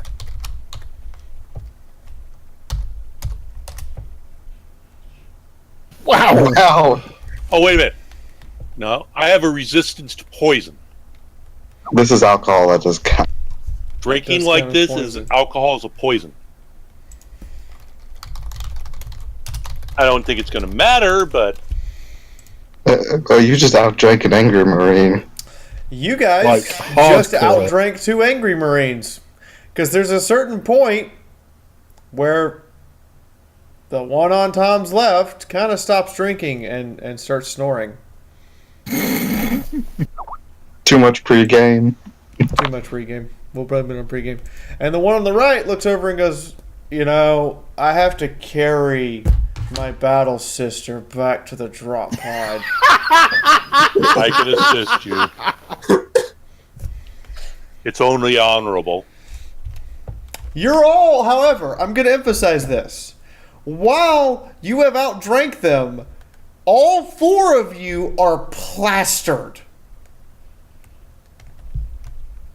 It's just that the angry Marines are swaying more. It's just one of the angry Marines passed out, and the other one has said, "Fuck, I have to carry someone." I don't know how strong he is. I have like a 50. Nope, only 50. Alexander was like, Captain, it would be only honorable to help a lady with friends. That's why I picked the Marine up, sling her over my shoulder, and carry her away. I would probably crush you. That Marine weighs 2 tons. Alexander will help. They're still in power armor. Oh. How much can I carry with a 50 strength then?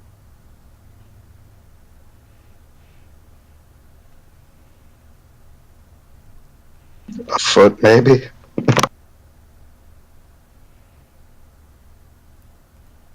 Because... where's the thing for it? No, it's just walking and running. There's a specific chart based on, like, your strength and endurance bonus. Endurance? Or toughness, whatever. Same basic principle. Each is 5.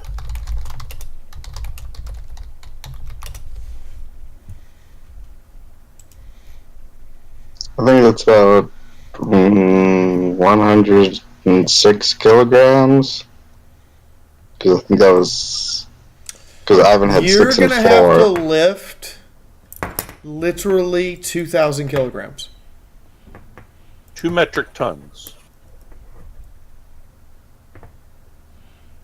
It may be best, Captain, just to help pull up and not fully lift her.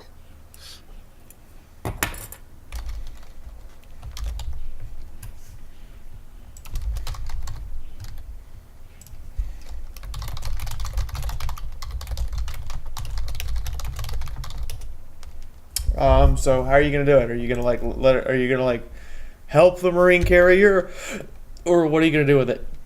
I'll grab the of course, feet. you watch the really intoxicated one get up, stumble, break 2 chairs. I realize how much weight they are. And then slide back up to the edge of the bar, and put down and reach over and just put down a bag. And stumble back over to where you are, breaking another chair on the way. The bartender opens the bag, looks inside, and goes, huh. Fair enough. He looks like he's going to be mad at first, and goes, never mind, my lord. That will cover everything nicely. And then he just literally just pulls out 2 24-karat gold bars. Holy shit! 24 what? 24 karat gold bars. In other words, like pure gold.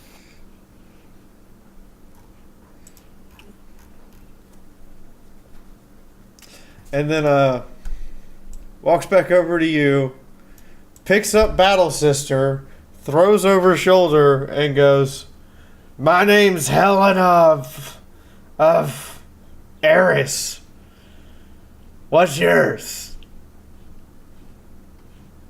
My name is Jaime Fortunas.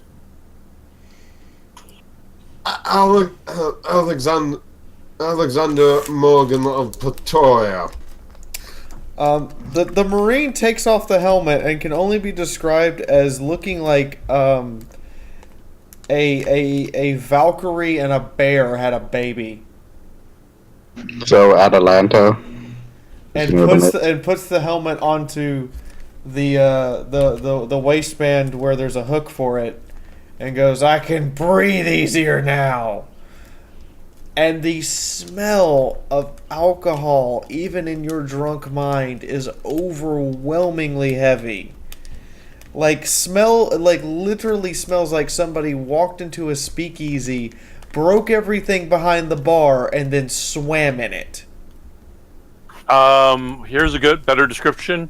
You smell her and you think her blood type is O'Reilly Mash. No. You smell her and you think her blood type is 100 proof. Okay. No, I was about to think she has to worry about getting blood in her alcohol levels. Hey, she doesn't have to worry about any insects biting her. They'll never do it again because they'll die from alcohol poisoning. That is true, actually. I think the vapor cloud would kill them all off before they got close enough.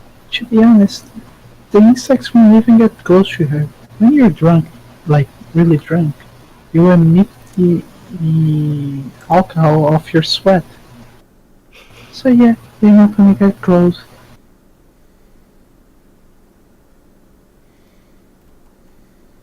Blood type whiskey.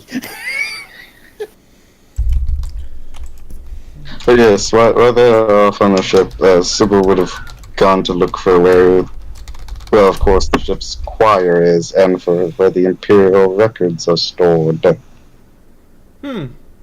More to get an actual history of how this world works. That is a good point. Since no one's bothered to do that. And knowledge is power, as they say. And Sybil will keep it all for himself. What? So where would he find the stations, Imperial records, and the astropathic choir?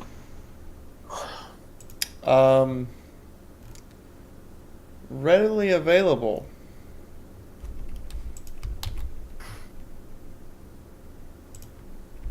Fee? You literally just have to ask the dockmaster for them. Then Sybil will go do that.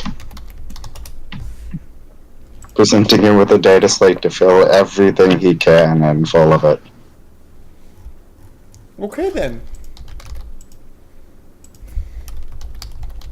And then he'll probably go find his brothers of the Telepathica, just so he doesn't have to hang out with these disgusting people. Ugh.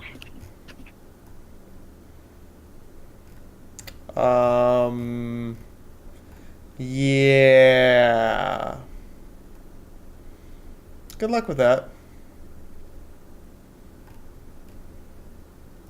It takes over 3 hours for the bureaucracy to finally get... Actually, let me double check that. Roll 1d10. It takes 9 hours for them to get the historical records you've requested. Okay. So I guess we'll go and find the choir in that time. Yeah. Where would they be at? You're actually not allowed in. So we'll look at this. Why not? I'm a brother of the Telepathica. That's nice. You're not a brother of our Telepathica. We don't know you. And psychers are not to be trusted, even by other psychers. You can't win, Chaka. Prove you are worth our time, and prove you are trustworthy, and we will consider allowing you in. And how exactly would I do that, dear brother? He shrugs his shoulders and turns and goes back to what he was doing, which was communing with 2 other sisters of the choir.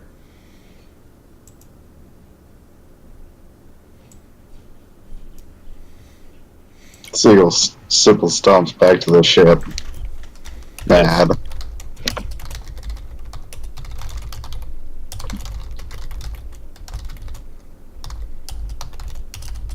Good luck with that. Actually, no, I guess he'll just go wait to get his data slate back in the 9 hours. 8 hours, 58 minutes, 2 seconds. Yes.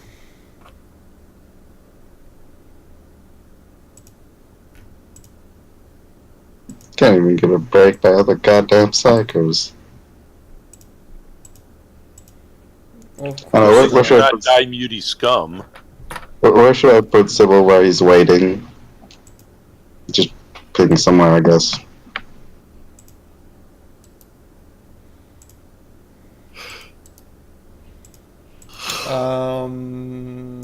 Wherever you'd like, actually. I figure the actual office where he's getting the stuff from, but okay, I'll put him here-ish. Because you're not going to be waiting in any particular office, because once you've been talked to, pretty much they just kind of shoo you out. You've been dismissed. And told to leave.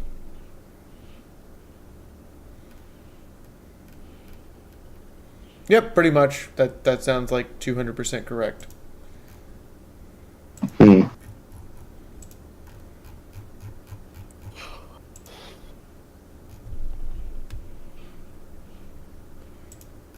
Sybil is angry. Well, you're a psyker. You're supposed to be angry most of the time. I would say you're a psyker. You are always angry. By the way, the Captain Jaime and Alexander escort the Marines back to their dropship.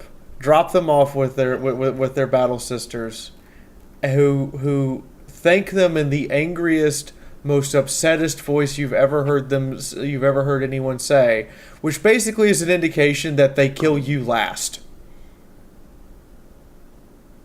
It's like, thank you fucking faggot. That kind of thing. Alexander will say something that might be suicidal, but he will still say it. Okay, well, before you say it, this is literally what is said to you. I don't know why our battle sisters need your help, but I'm a little less angry at you. Fuck up. Fracker. There's actually that pause, and then they call you frackers. What does fracker mean? It's one of the two Imperial variants in Warhammer 40k for fucker. The other variant would be Feth. Yeah, Feth is like fuck, fracker is calling a person a fucker. Fething is, well, fucking. You also do like by the throne, which basically means by God. At least by throne was popular during the heresy. I look at them and just go, Yashtimanyan Nikotonenarivava. Don't know if I'm saying that right anymore. What did you just say? Eat me, you uncultured barbarian. There's a look where where the small squad of Agrarian Marines look at each other, look back at you all at once. We hate you even less now. We approve of your use of High Gothic. Then they look at Alexander and go, shrimp! Be right back. I'm going to see what set the Apatosaurus off this time. So what is Alexander going to say, even if it's suicidal? Oh, God. Oh, here goes nothing. I'm going to say, I am no shrimp, but I have never seen a more warrior-esque and badass of a warrior before. Just looking upon you, I feel like I should be punished for seeing something so badass, but I am no shrimp.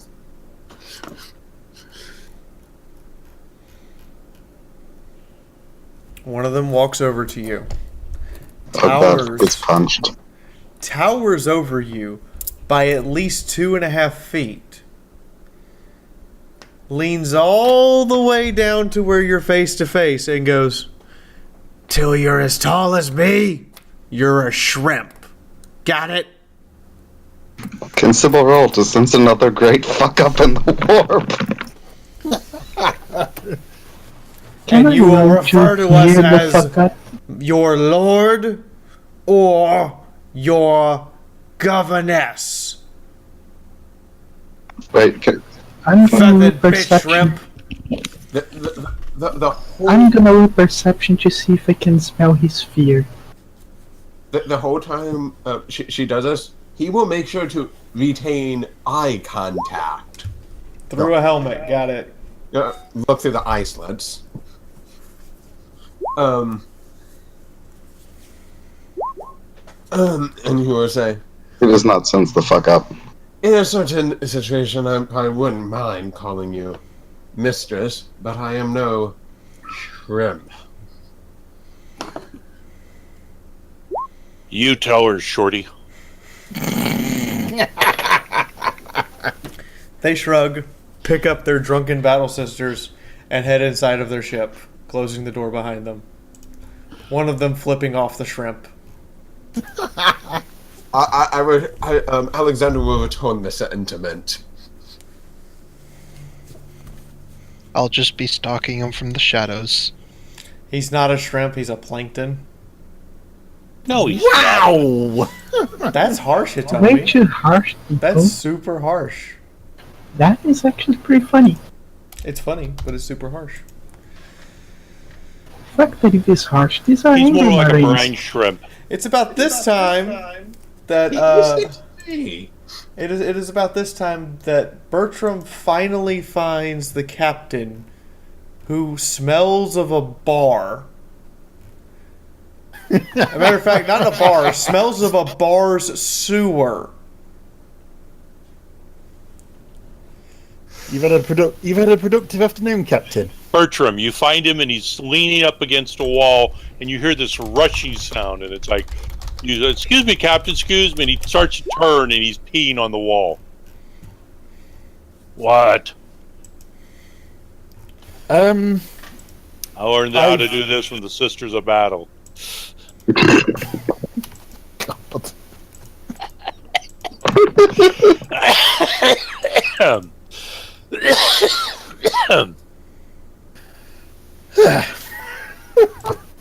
Well, right. Where was I?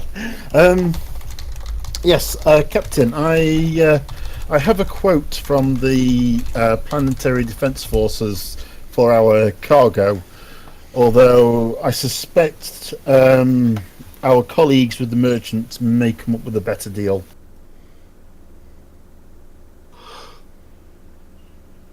Fine, go talk to the merchants then. Since you seem to have this well under control, Bertram.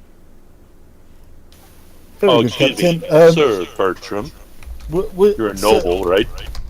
Yeah, you're a captain of a rogue trader. That kind of puts you way beyond me. Captain, would you Oh, appreciate assistance boarding the ship, or do you have everything in hand? Yeah, I have Yes. everything in hand as he zips up. I deliberately used in hand, yes. Very good, sir. And I head on back to the ship to inform Hitomi's character of what I've found out and to make the request that I've just sent through in Roll20. Before he goes, Alexander will kind of mumble his breath, looking at Bertram, and will kind of mumble under his breath. Now he looks like a shrimp. Kind of squinting.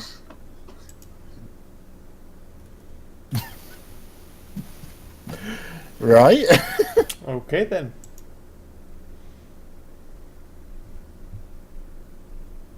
So, I believe that's to Hitomi now. Okay. As Amber's walking into the military marketplace, he looks over to Marcy and says, "Just follow my lead. You are my adorable, cute ninja cat girl maid, and you are here to attend to me. I will handle the business as a proper noble gentleman. Does that sound okay? Hitomi, I can't even hear you. Yeah, I had no idea what you fucking said. I've got Hitomi up to full. Me too. Basically, Hitomi said that Kuru, your character is to play the subservient cat girl maid, while he, as a noble, speaks to the merchants to try and get the best deal possible. Alright, not like I have a choice now, right? She says annoyed. Oh, don't be that way. I'll get you a nice gift on our way out. Ooh, gift. Nice ball of yarn or something.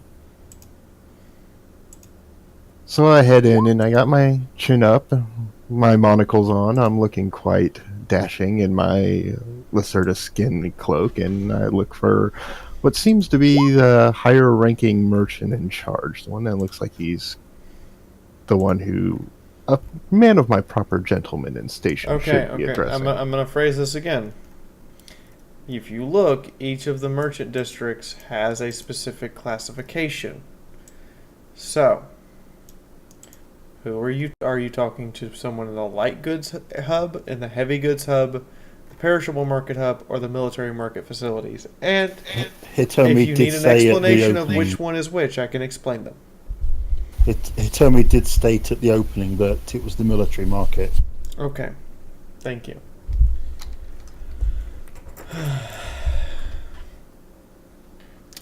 So the guy you're talking to is the one who's basically standing off in the corner looking all important. And he looks over and goes, "Can I help you?" Well, I certainly would hope so. He looks around and just kind of gives it an imperious air, and he goes, I presume you have some place to deal with people of proper breeding and rank around here, right? No. If I'm entirely honest, this place is a trash pit. He lets out a very noble-sounding sigh of despair over the terrible conditions of the frontier. Is it more posh or more arrogant? Posh. He takes out some money, hands it over to Marcy, and says, how about you be a dear and go to the bar and fetch me and this gentleman some tea, and we'll discuss terms amicably like proper gentlemen. I only deal in the finest arms, and I will not touch substandard equipment. Now that I'm not going to be interrupted, she perks up and goes to retrieve the beverages. She's being forced into a maid job. That's sad. I'll be right back, guys. Well, who doesn't want a cat girl maid? Especially when they have the adorable trait. Oh god, she has the adorable trait? Kuru's basically gone into the session insisting on having it. Well, I'm probably gonna fuck myself with that. I think we may all. No, as in, I may just accidentally summon a Slanesh demon. Oh boy. Yeah, so you could probably, like, come in and join. I am in. I'm working on my character sheet. Yeah, it's still not done. No, it's done. It's just that I'm transferring the data from my document to the in-game character sheet in Roll20. Also, I think Alexander may be the tallest member of the team, not counting the captain. What's the average? Does it matter being the tallest?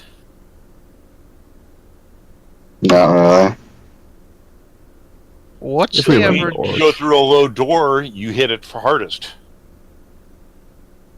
What's the average height of a 25 5-year-oldness. It depends on what world you come from. A hive world. Hive world. Okay. Give me a 1d100. I can tell you what I end up with. Because your description is raunt, scrawny, whirly, lanky, or brawny. And none of them reach 1.9.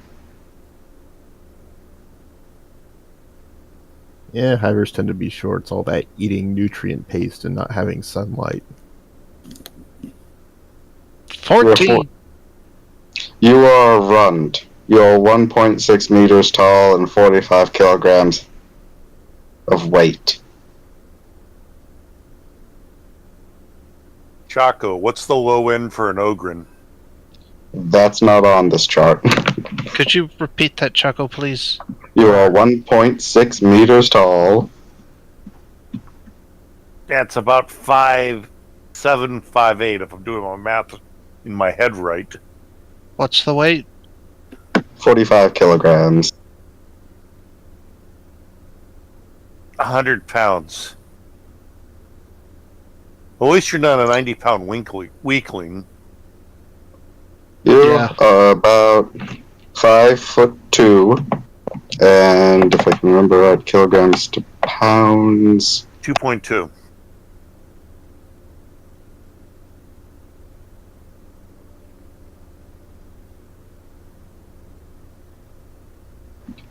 £99. That was damn close, Tom. What is the weight for someone who's 1.9? That's not available to hive worlders. The tallest and heaviest you could have been is 1.8 meters and 65 kilograms, or 1.75 and 80 kilograms. That's the tallest and that's the heaviest. If you wanted to be that tall, you should have gone Fiaura Worlder or Forge Worlder. Wait, Forge Worlders are taller than Hive Worlders? Yeah. Depending on them. I mean, they have the smallest Hive Worlder, which is the minimal, takes 1.7 meters and 55 kilograms. The tallest is 1.9 meters and 100 kilograms. With the tallest end result being, the tallest and heaviest of all these results is the Fiaura Worlder, with the strapping for 2.1 meters tall and 120 kilograms. Shit, that's 6 foot odd. Yes. Hang on a second, guys. I need to get some water and filter up my throat. That voice is hard to do, by the way. You chose it.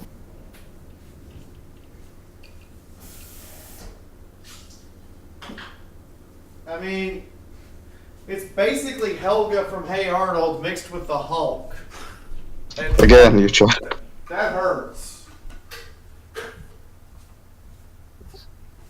Like I ran out of water twice. And poor old Alexander attempted to flirt with her. Yeah, when you're basically a shrimp. I mean, hell, they're a Voidborn heavier than you. In fact, you literally just rolled, I think, the lowest weighted thing. Yeah. Alright, so, back to merchant talking. Oh, we rolled for Yin Yang because he wanted to know the height and weight of his character, so we rolled for it on the chart. He is now 1.6 meters tall and 45 kilograms. So Shells, not me. So Shells. Okay. So Shell's character is about 5'2" and 99 pounds.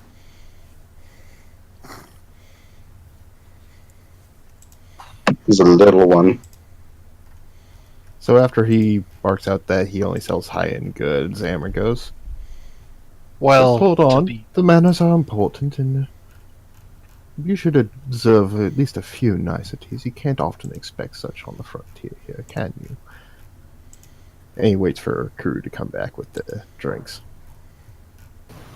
And just as he says that, she returns with said drinks. And of course she has the bigger bottle. So Guru, they don't have tea. It's not tea, it's alcohol. Have they not discovered Valhalla yet? Because that's where they get tea from.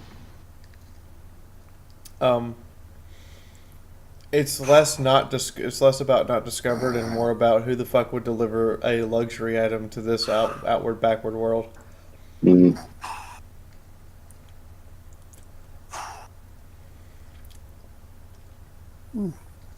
Emmer looks at it and says, well, one does make do the best they can in rough circumstances. He takes up his drink and he holds it aloft to the noble and takes a sip. It tastes like a combination of raspberries and drunk lady piss.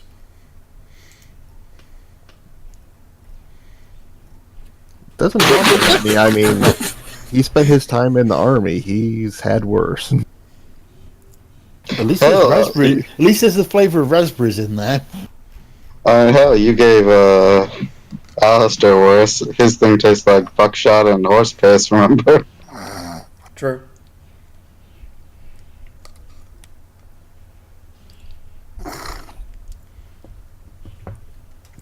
So he looks at the merchant after he has the drinks, or if he turns it down, says, well, I just came from the forge world of Graia, and I have a cargo hold full of very high quality PDF gear, just waiting for sale. But unfortunately, we have assigned out to this frontier hole, and it's so hard to find people that can truly afford to pay for the quality that I offer.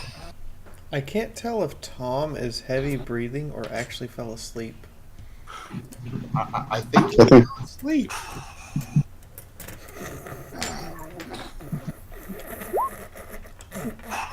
I guess that alcohol was so powerful that Logan has passed out.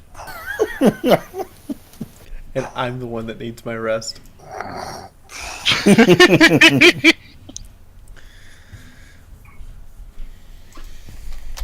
Well, the captain's down. Time to try to sneak aboard the ship. Not. I'm not down. I'm listening to you guys. Okay, we couldn't tell. Like your breathing sounded like you'd fallen asleep there for a minute. I might have just dozed off. It was kind of funny. Oh, why was it funny? Because you guys were talking about me needing my rest, and you're the one that passed out. Oh, I don't sleep. I saw you streaming at, 2:30, 3:30 in the morning. And so I know what it's like to not sleep. And that's with a anti-insomnia pill. But I better sit up. As I stretched out to stretch my back. Anyway, does he have a response, or do you want me to just keep going and pitching and haggling? Keep going and pitching and haggling, because he's just sitting there looking at you rather sternly. So he looks at it and goes, and I've heard that you've had quite a bit of trouble on the local planet here, nasty Xenos infestations. Such a bother, especially when the Crusade doesn't bother to clean up after itself. I'm saying that my cargo hold should be worth, 4,000 thrones per lot.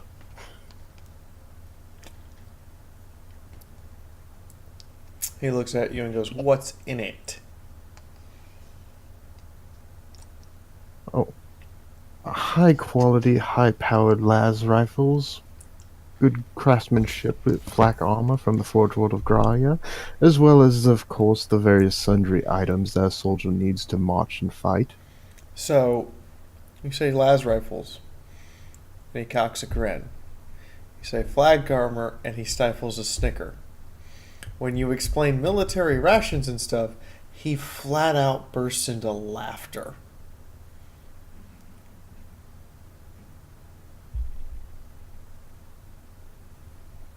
And then after cackling to the point of which uncomfortably several people are looking at the two of you, comes back down and goes, "No. I don't take standard planetary defense force weapons. Come back when you have some solid projectile weapons of quality and some carapace armor if you wish to do business." I will open my book in some very official manner and look into it like I'm searching for something. What was his name again? He never gave it. Alright, I look at him, look through my book, look at him again, and then say, "Here it says that your profit has been going down in the last few years. I don't think you can afford to turn down our deal." Did you actually make a roll, or are you just making this shit up? No, I'm making it up. She bullshit him.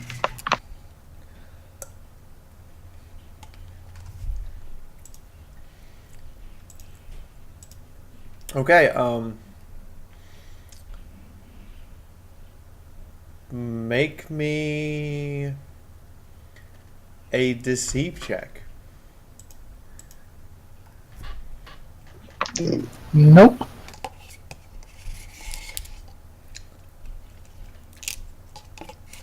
His laugh turns into a chuckle and he looks at you and says, "You must have me confused with some other lowly trading scum, please." She closes the rather thick book that, by the way, it's half as thick as her body, and just puts on her side and steps back. She doesn't even look at him. It's sad because Sybil has a really good deceive skill. Oh, I was. Well, Amber gives him a smile. He backs up a step, puts his cup back, and says, "Then I won't be back." And he just starts walking off and stomping down the hall with his leg. Not because he's actually stomping, just because his leg's heavy and clunky.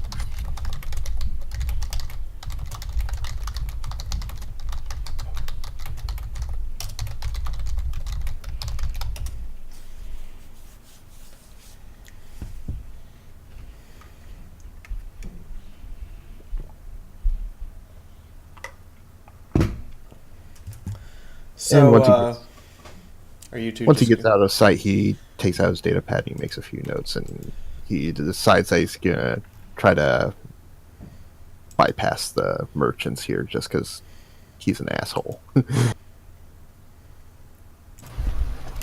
Marcy also makes a point to search for the guy's name and maybe put a bounty on his head. Wait, what? Yeah, she's gonna put a price on his head. How much profit margin are you gonna ask to use for that?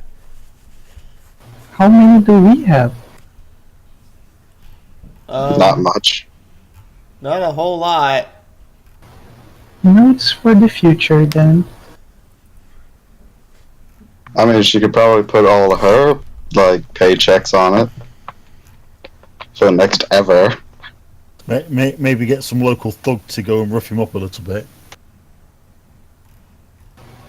Or give the angry Marines that just drank the guy, our captain, a little heads up on someone they can beat up for free.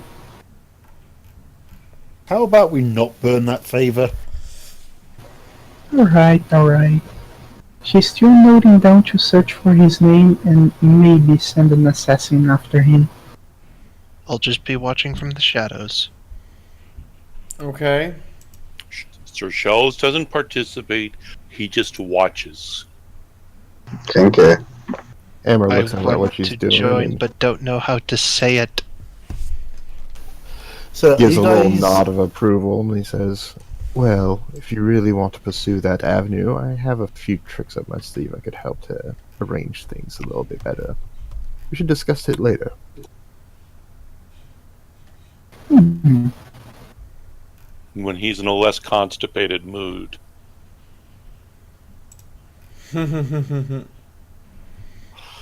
And since my hour's up, I'm going to start heading back to the ship and try to meet up with Cavendish.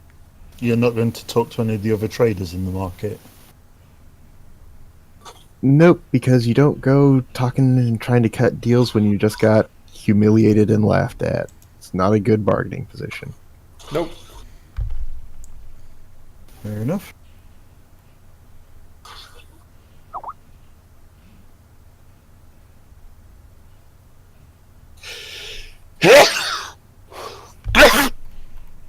Bless you. Bless whoever. The Emperor protects. Okay, so I presume you're heading pretty much straight to me, is that I right? hope I got my mic off after the second one. No. I heard both of them. No, I had about 6. Oh. So I look over to Marcy when we get there and I say, "You've done an excellent job today as my escort. Remind me that I owe you a favor of your choosing at a later date."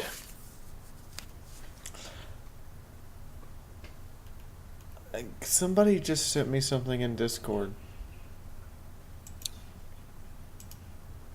This holiday season, why not hang whiskey from your tree? Whiskey-infused Christmas ornaments. That is fucking awesome. It's literally just like a Christmas ball, clear, filled with whiskey, and a cap put on it and hanging from the tree. Why not? Why wasn't this available when I was a kid? She is very happy now. I'll still be watching from the shadows, maybe getting a little bit closer to the ship. Well, I think you're still in the ship. You never left. No, I haven't joined your crew yet. So you're part of the Yes, crew. you have. Otherwise, Oh. we'd never had the bad warp to start with. Oh.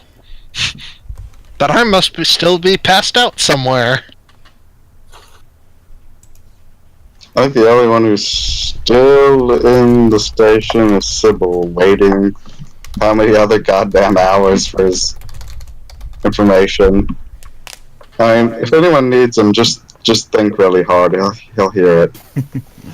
Alright, so, I'm not kidding. That's actually how it works. You think hard and you can figure it out.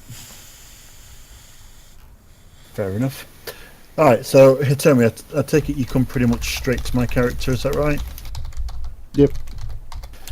Okay, so in that case I'd probably let you know what the deal I received was, and you're obviously going to tell me that you ran into a rather obnoxious chap who doesn't understand the quality of our goods. And I'll also pass on that there seems to be a Xenos infestation on the planet, which is to be expected considering we came here looking for a Xenos relic, as well as there's an incredible need for weapons down on the planet. Well, the price I was given certainly wouldn't reflect that. Barely twice the initial purchase value of the weapons, and well, You remember Eddie. barely thrones for the uniforms and rations. All right, let me see what I can.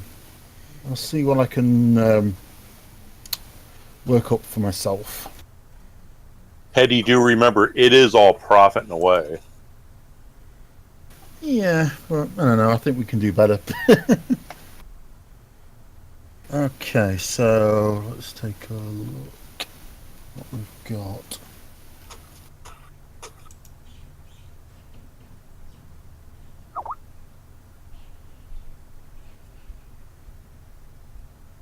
Okay, so I'd like to. I'm going to go to. So perishables, that would be foodstuffs. What kind of stuff is traded in the heavy goods market hub? Heavy goods market hub is often things like metal equipment, anything that would big require, industrial scale stuff. industrial scale stuff, and heavy and manufacturing equipment that would require like assistance in moving, and non day-to-day goods, like not stuff like clothing or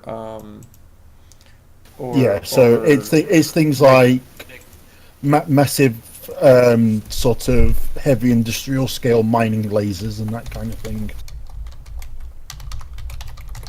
Okay, and what about light goods?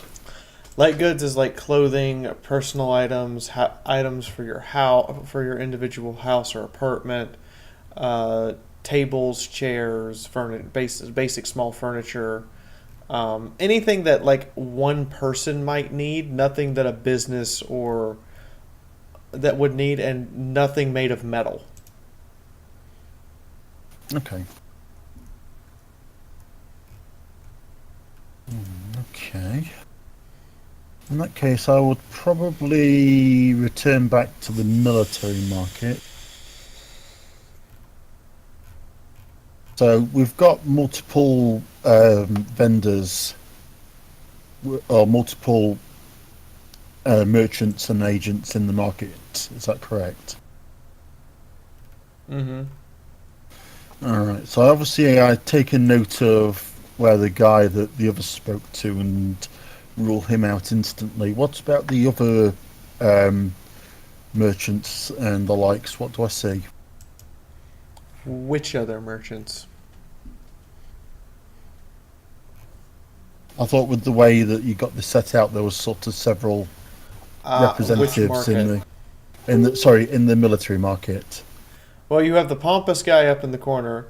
You have what appears to be literally a pirate, and her first mate sitting in the center of the room, and an Adeptus Mechanicus guy keeping to himself over to the side looking at a tablet. Okay, and what's he surrounded by? Does it look like Which one? The Mechanicus guy. He looks like he's surrounded by a dozen servitors. Okay.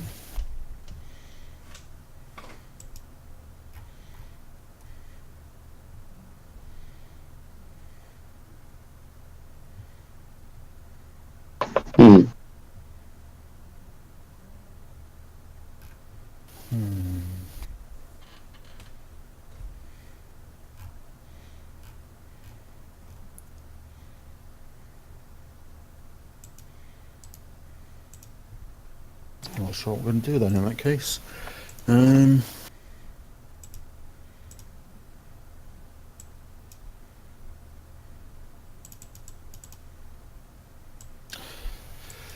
Well, the ruffians in the centre of the room are too far below me to deal with. I approach the Mechanicus guy and see if I can observe what he's doing. See if I can determine if he's likely to be open to trading with.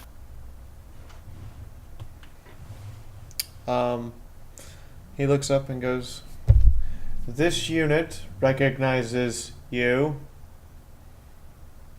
What can this unit do for that one?" Yes, I'm looking to offload a cargo hold of of las rifles, flak armor, and ration packs. I was wondering if yourself or anybody you can think of would be interested in purchasing a bulk order of such. This unit is interest in purchase. Excellent. In that case, would you care for me to transfer the particulars of the cargo? This unit would have expected that sooner. Certainly. I pull out my data slate and transmit that to the Mechanicus person. But did we ask how much we're giving us? Well, for him to give us a price on how much, he needs to know what we're dealing with. He scrolls through it all, looks up and goes, this unit can offer, and it's a total of about a profit margin of 4.5. Better than we got. Is that on all of it or just one part of it? The entire load. Yeah, it's still better than what we got before. Remember, we didn't pay for the cargo. Yeah. Well, we were paid for the weapon, with a weapon. Yeah, but it's a case of, do we sell to the PDF at what's going to work out at about 1.25 profit factor on what's there, or do we sell to this guy at a straight 4.5 profit factor? By the way, I'm combeading back to the ship with this one. Marcy is occupied helping Perry, helping Emmer, writing down all the things he needs for the logistics. I have to ask for, is anyone watching Sybil at the moment? Like anyone particularly paying attention to him? Or is that one angry Marine just hunting him down, just following from a distance? The one angry Marine is following you from a distance of 1 meter. So he's just standing behind Sybil right now. Continuously, anytime you were on the station, the one angry Marine comes and finds you and follows you around, staying exactly 1 meter away from you. Standing still as a bright yellow Which, this is a reminder, 1 meter is within arm's reach. They don't have any personal space, do they? No. No. Well, not for people they actually suspect of being people that need to be eradicated. Which is pretty much everyone. No, the captain's on good terms with them. Sybil will just look up at that. Sybil will just look up at the one angry Marine and is like, can I at least have your name if you're going to be stalking me? You just can't not provoke him, can you? Stares at you. No. But then I wouldn't be able to properly address you now, will I? You're not supposed to. Wait, so did the angry Marine manage to get into the astropaths? That's probably why they don't want to let Sybil in. They just saw the motherfucker behind him. He leans way down to you and goes, I don't let Skim address me properly. Skim? Skim is a term referring to someone as a shit stain on your boot.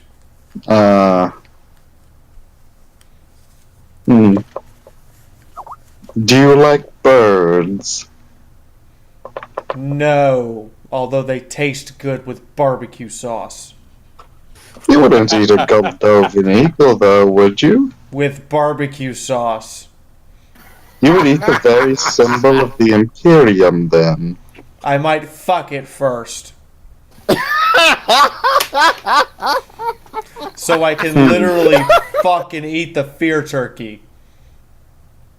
I roll in my bed. It's an eagle. It's an oversized turkey to me. You play cards? Only if the stakes are murder. No.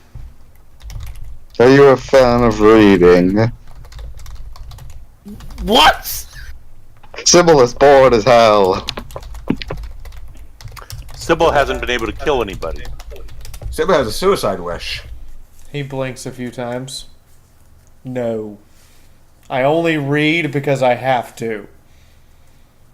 That's most unfortunate. That's quite fun. Really. It's more fun if I get to smash your skull and then skull fuck the remains.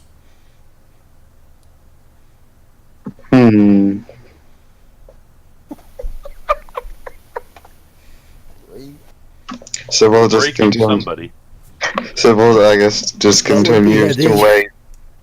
Sybil just continues to wait for his data then. You know, I'm not really going anywhere. You don't have to watch me. I want to be here to extract extreme prejudice justice upon your scrawny little skim hide the moment that I am allowed to. Well, I just imagine you're in Astartes. Your time is so much more important than mine. Which is I'm sure why you're- I'll spend my time how I see fit. I just figured you might have other things to do. About this time, a servitor comes up and hands you 3 data slates with the information Thank you you. requested on them. Thank you. We'll simply take them up, hand them to Big Bird, fly those to my room, Bird, and well, the bird does.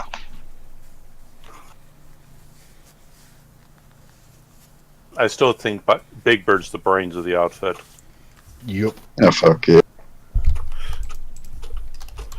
You wouldn't like it. I'd just lay there.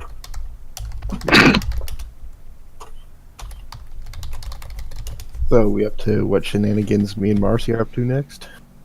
Sure, because I got to go get Jenny from work. So as we get back Actually, to here's an important question. Do you guys want to keep going, or do you want to stop here? Well, we only played for 2 hours in a way, because, well, we started so late. I know, but I'm asking genuinely if you guys have the energy to continue, or if you would like to take a break, or if you would like to just stop. Give me 5 minutes for a cup of tea and a sandwich, and I'm certainly happy to carry on. Yeah, give us a little bit to get food, drink, and... Get my girlfriend, though I may be a little longer because I think she wants to go by the optometrist shop and have her eyeglasses adjusted. I believe he's literally being followed by a female angry marine. Would you rather be a male angry marine? No, not particularly. You want estrogen or do you want He'd prefer just not be followed by an angry marine. Well, that ain't you happening could be- anytime soon. Would you rather it be an overly friendly marine? Maybe. Civil asks, are there any overly friendly marines? No. Yes, they're in the flouncing 59th. In the pink power armor. One of the, maybe they're part of the Rainbow Warriors, because that's a chapter. Shudders even more in bed. Alright, I'm putting the I'll kettle on. be back who knows when. Yeah, I'll take a small break and... Alright guys, so it's going to be a 5-minute break. I'm going to start some music and move to the stream is starting soon screen. And we will be back in 5 minutes. Which I think is basically, yeah, it's just under the duration of a playthrough of Hell March.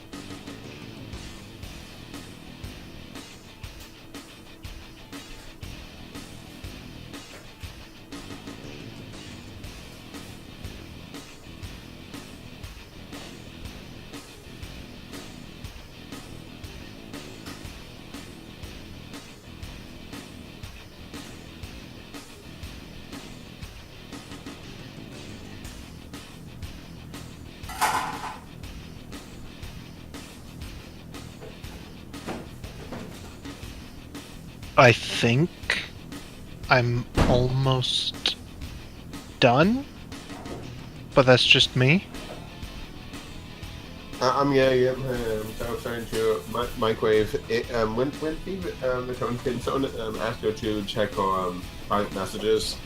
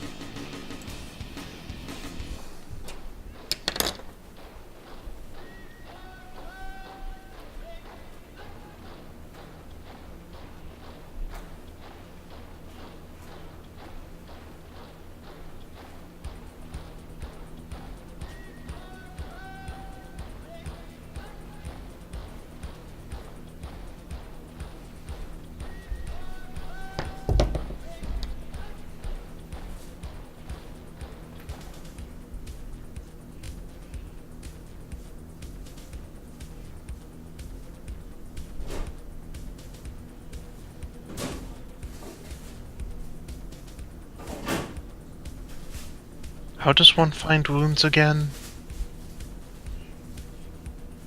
It's listed on your home world for most of it. It's double your starting toughness bonus plus 1d5 if you have like a +1 or +2 to it. Okay.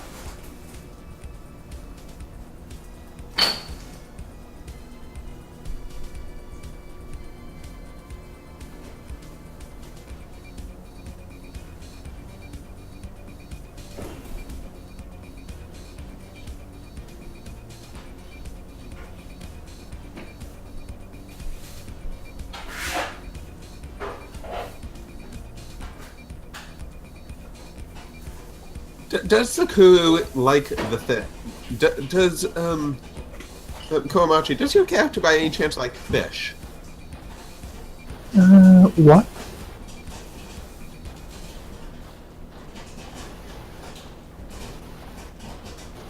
Did anyone count for me? Because I think someone did. Yin Yang Lord did. by the Yeah, sound. I was wondering if. If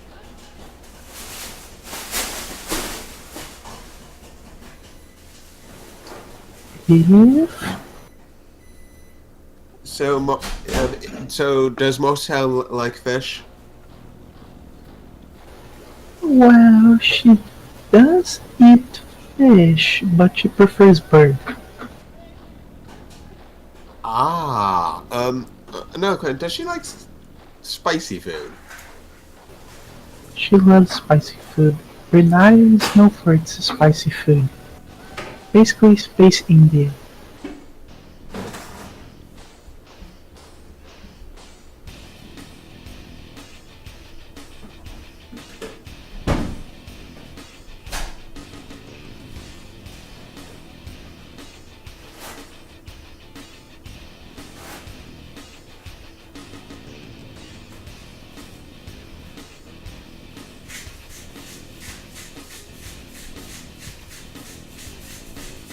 I mean, spicy food, don't you drink raw Promethium?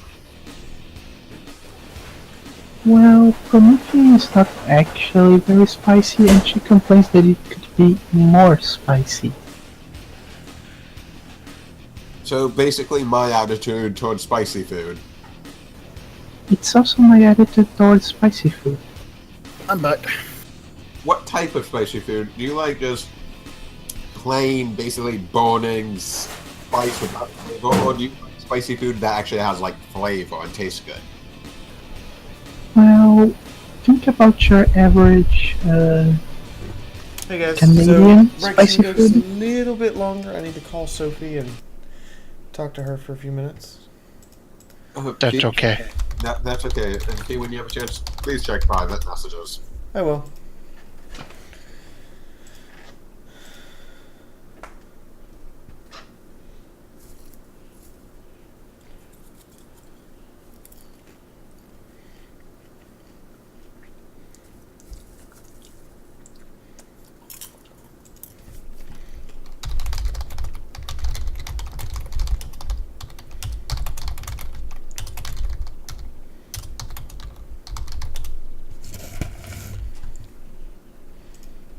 And back.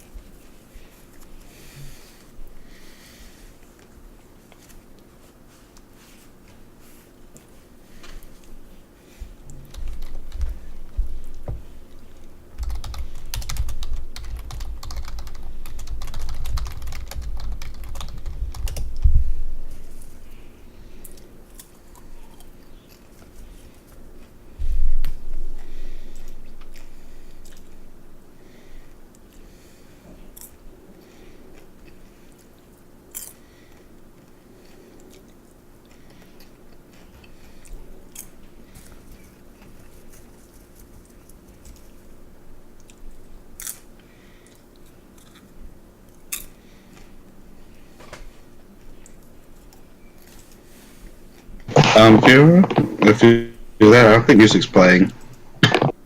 Music is not playing. But I'll restart it.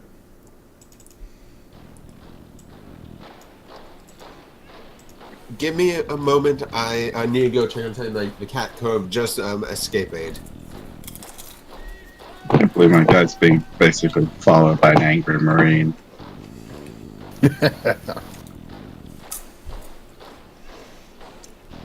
You have accomplished the highly logical, pissed off, the Adeptus Angrius.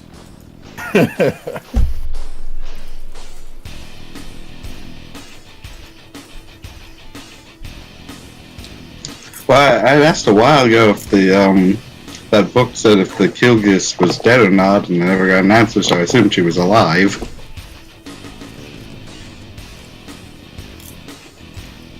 Remember, this history is not our history.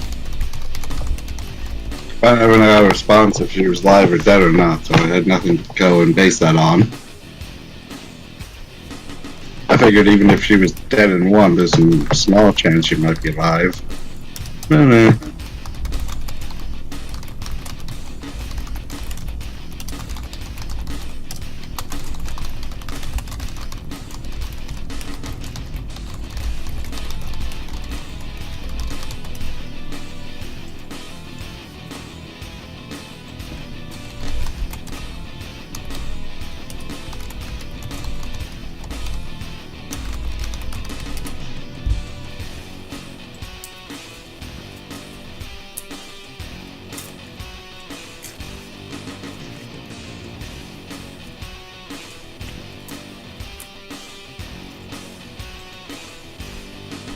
You have to type /roll.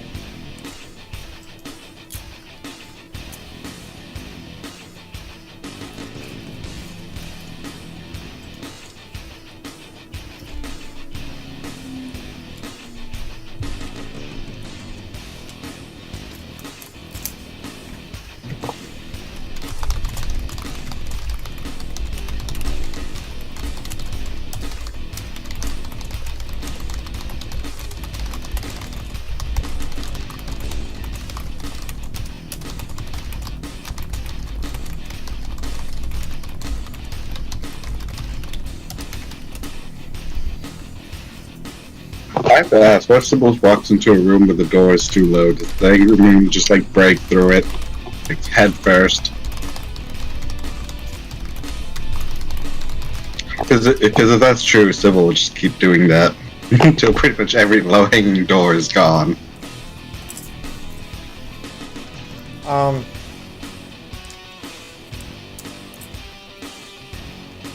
This is a properly built space station. All the doors are high enough that the Space Marines can walk through them. Darn, that's disappointing. It's a major trade hub. Some of them require exotic animals to fit. Come on. I know, but I think you'd at least find one door not meant for a Space Marine.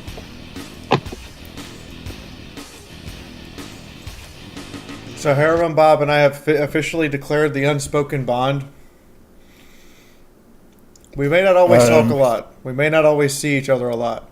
But I feel like when the two of us see each other, we don't play catch up.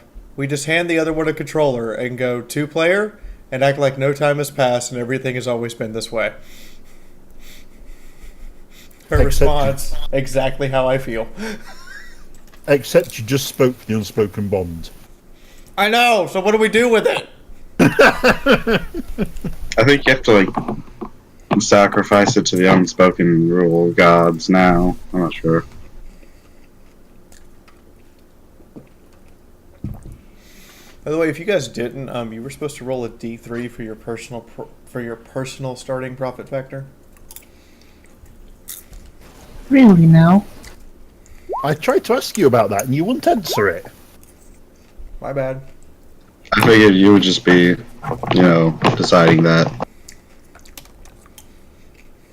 So mine's 2 because I got a +1 with my one of my picks. Ooh, yay! Big Bird does not get its own roll. I meant that for Sybil. So Sybil's is 3. God, Come on, just I matter like they than. pay your familiar. This board has seen many things. It is a great. It would be kind of funny though if the bird was richer than most people. Get all the bird bitches. Get all the bird bitches. What's he gonna spend it on? Worms, dirt, nesting materials, and bird bitches? No, bird bitches and fish crackers. And bird booze. Oh, and cobblestones. Big Bird loves cobblestones. Chaco. Yes. If I threw popcorn at Big Bird, would he eat it? Oh, well, he doesn't like things thrown at him, so no. if I handed him popcorn? Have I ever given him popcorn? You should try popcorn. Let's see. He's try. Yeah. I'd have to give him popcorn. Oop. I just heard him call out for something. Maybe it's just a squawk. Yeah, he's squawking. But no, the profit factor will be for Sybil.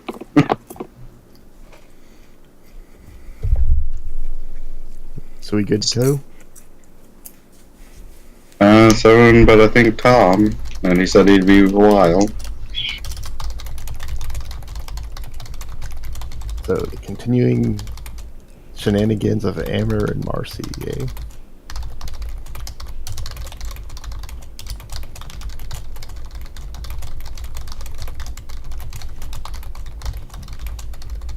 So as we get into the ship, Amber looks over at Marcy and says, "Come with me. I believe we have some work to do. We still have 2 more reasons we're at this planet after all, and you would be a great boon to my work." She doesn't say anything, she just nods and continues to follow him. So he leads her through the ship and towards his own little, like, personal workstation that he's usually at, and he starts pulling up a lot of information, and he takes out a, like, little cheap pick caster. Or pick recorder, I should say. And looks at you and he says, "We need to make sure that we have more than enough people to staff this ship. And while we could just count on the random influx of people that happens any time that a ship docks at port, I think we should make a far more concerted effort."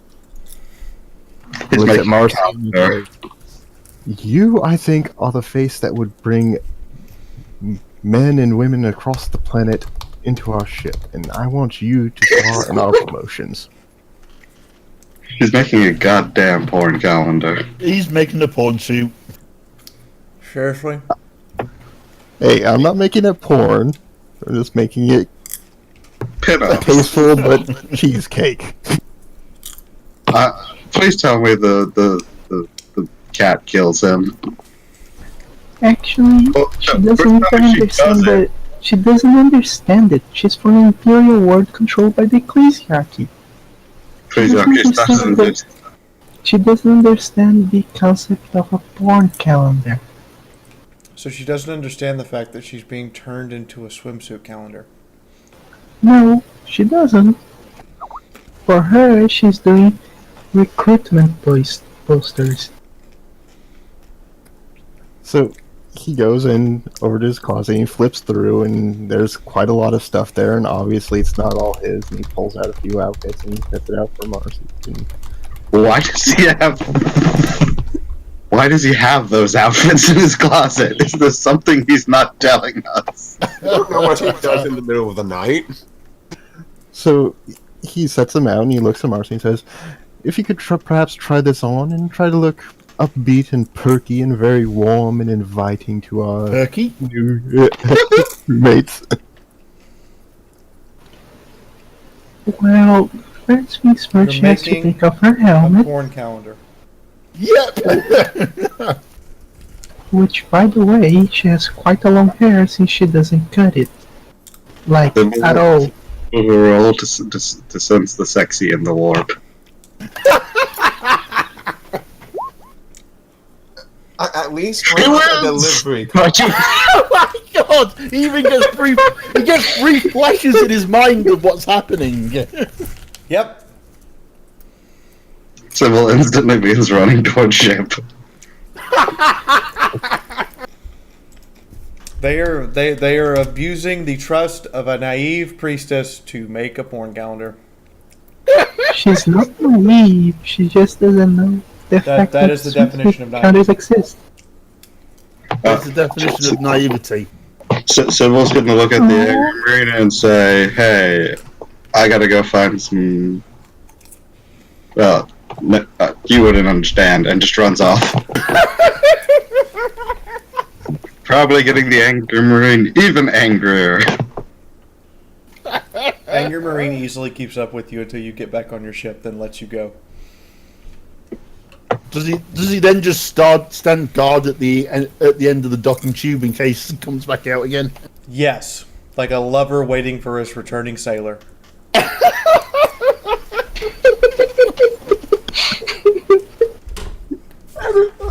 We're supposed to be making fee, not the other way around. Oh god, I just thought, knowing Dre, he might ship it. I ship it. Oh wait, what am I saying? I'm passed out somewhere. Where am I passed out exactly? Probably in the ship. In the bathroom. Okay. So you good to do it, Marcy? Yeah, she starts taking off her clothes and putting on the next one. One thing you note is that she uses very little, if any, underwear. Well, he does make a note of that, but it doesn't seem to bother him, and he takes up his pick recorder and he starts instructing you on various poses and he's some good artful shots. The bird slowly moves into the room, Sybil looking through the bird's eyes. You're looking through the bird's eyes? That's something he can do. He can look through his familiar's eyes. This bird just sitting there. And it's got 4 eyes. He can see a lot more than he can. Oh my god, we got a peeping Tom in the... Yeah, you get an eyeful.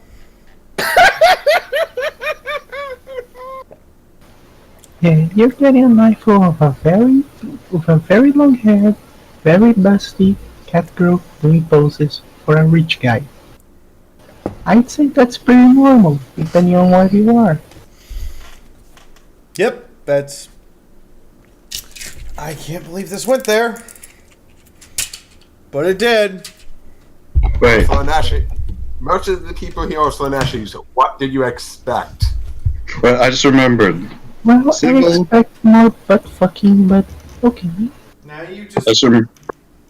Well, they haven't got to that part yet. Now you just have to find a printing... someone who will do the printings, and you could just start issuing out cat girl calendars as a merchandise item. So as he finishes up and he's, really motivating her and saying like, oh yeah, you look great, perfect pose, just hold that there, and going through the session, we work through like 8 or 9 outfits, there's like a maid outfit and there's like a sexy guard officer outfit. Where did you get these outfits? I just remember something. Which one's more of a pervert? The estropath who's peeping Toming on this, or the noble that's got these clothes? I think the noble, There's not a lot in it. If you were offered a sexy cat girl, you would go see sexy cat girl. And I just remembered, Sybil is a cryo key. He can make a room get really chilly suddenly. So he Oh finishes up God! and he gives Crew Marcy a little pat on the head and says, "You are lovely, darling. Now let's get to the real work." She purrs. And he beckons you over, and he has his day slate up, and he's working on the layout and everything. And he says, "I want your opinion on this, because you are a missionary after all. You're used to dealing with the masses, and we need to make sure that this is really eye-catching and makes them want to be a part of what we are here." She tilts her head and doesn't understand. What do you mean, catchy? He looks up and he goes, "Well, you know what I mean. We want something where the moment that they look at this and they see a tagline on it and they go, I want to know more about what this is." I just realized it is I 30k. do realize that she has blessed ignorance, so she doesn't understand what you mean by catchy or I want to do that right now. I just realized something. We are in the 30k. It is the Great Crusades, the greatest period in human history after the Dark Ages. War is going on all around us, and we're making Neko porn posters. That's what you I'm Just going to in let mind for a this set bit. in. I'm going to let this sit in. I just woke up.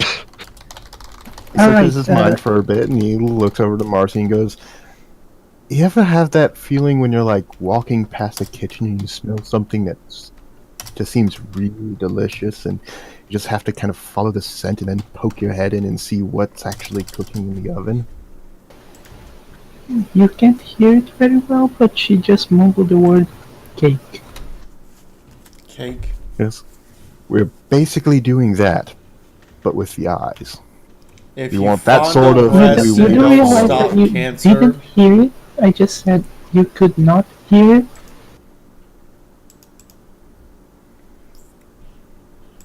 You told me?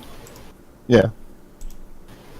Well, he didn't hear that, but you know that she likes Promethean, so...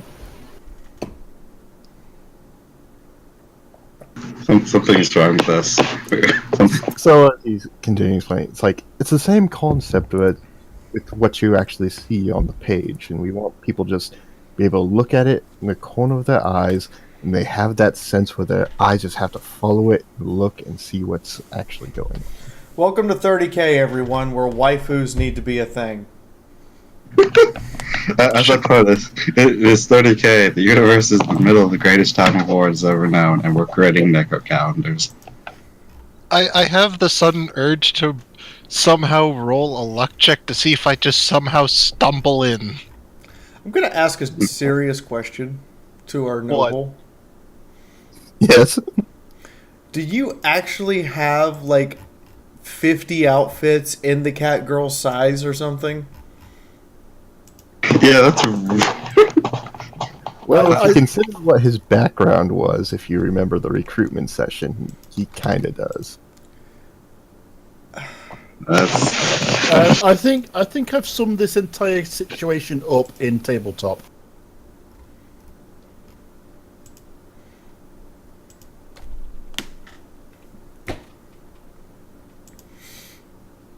Yeah. Yeah, pretty much. Since that's.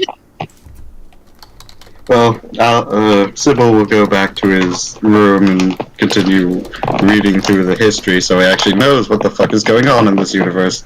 And leave, yeah. Even the astropath is disturbed. So Amber's working side by side with Marcy on the layout, and we're just gonna, like, start uploading it to the, local newsphere nets for some of the outlying villages where people would be kind of, like, poor and they don't want to grow up to be farmers like their parents. I feel like I should have a beer with my legs propped up on the desk and go, "This escalated in a direction I never saw coming." Why'd you let us view this, Fiaura? Why? I don't have a reason to stop you. That's true.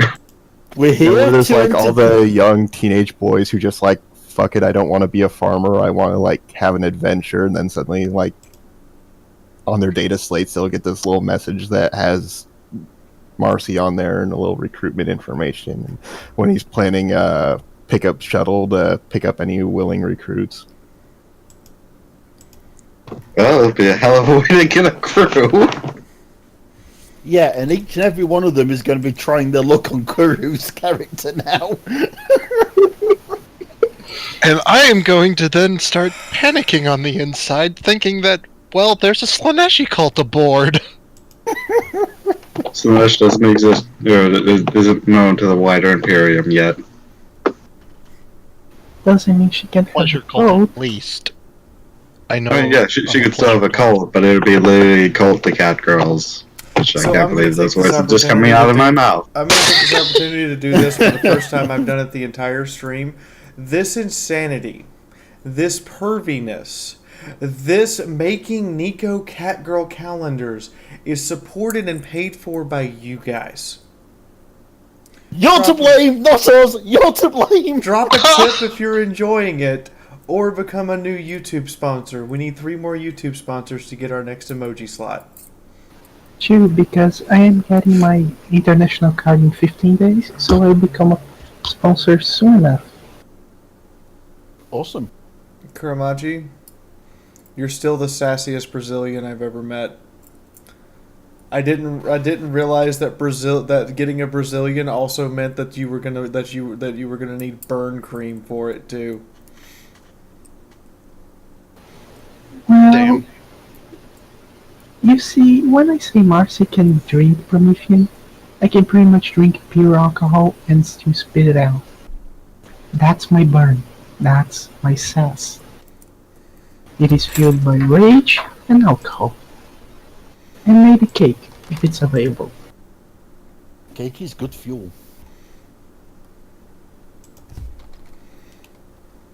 So, are we going to be going down onto this planet anytime soon? By the sounds of the paperwork, no.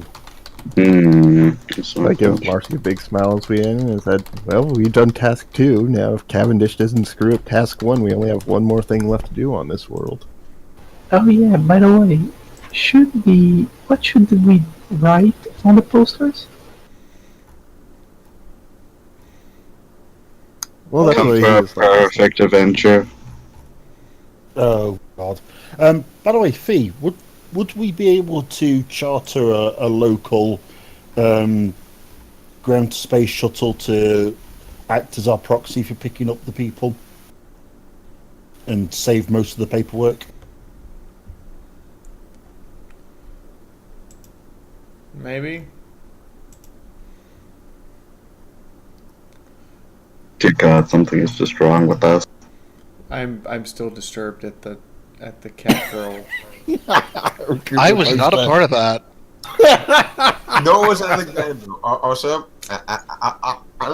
Alexander will ask Marcel at a later time. There's something I would like to discuss to you about recent events. Who's saying this? Alex? Alexander, yes. I will see if I'm speaking in character, alright? I will see what I can do for you. Thank you, and Alexander will do a courteous bow. Bang is just going to look at the cat priestess, blink, rub his eyes, and then scoot a little bit away. By the way, would any of the rest of the crew even know this has happened? No, the only one who could civilly he rolled for this to detect it. Or roll to detect the sexy. So I'm sorry, we're just gonna get an influx of new people and have no idea why they all keep ogling and wanting to follow the cat girl. Oh, well, I'll inform the captain and Cavendish that I started a recruitment drive and we should have an influx to replace our losses soon. Dear God. Alexander will retire to his room to handle certain private matters, which will include checking the noosphere, my mistake. Oh, I disconnected from Roll20. Uh-oh. I'm gonna go try to find the captain, because I just woke up. Tom's not here, he can't. Then I shall fail. Yes. The captain is currently unconscious in his bed. Sleeping off his massive amount of alcohol. Yeah, I'm not going in there. The only bedroom I'm going into is my own. And while I wait for Cavendish to get back, Amber's going to be working in the hangar bay and trying to arrange things for the expedition he had planned originally. You know, making sure the lander's stocked, rations on board, survival gear, got a pilot rested and lined up, and, you know, trying to get flight clearance, etc. The fun shit! So I would probably actually combi this to you. So explaining the terms of the details, or details of the offer I've been given. And in the absence of a conscious captain and wanting to get this dealt with, ask him if. Sorry, tell me, what's your character's name? I keep forgetting. Emmer Desiree. And ask Emma Desiree if we should go through with it.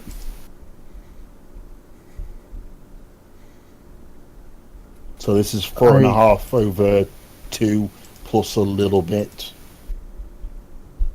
I get the little notice and I answer Conbeat and say, well, we have yet to check on what prices the private citizens are willing to pay.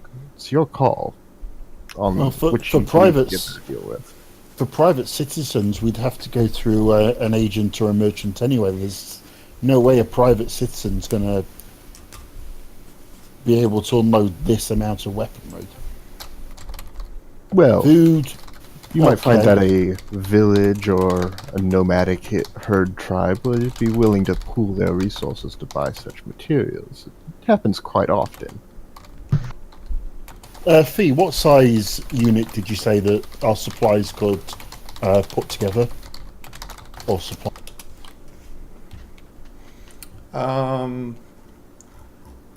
You could put what together now?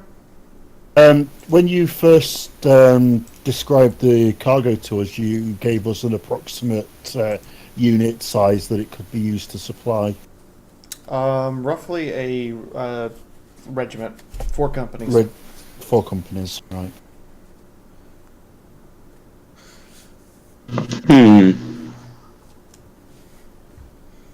Mostly because Sybil is somewhat bored. And he can't go outside the ship. He's going to continue reading his book. And first he's going to do a ward test.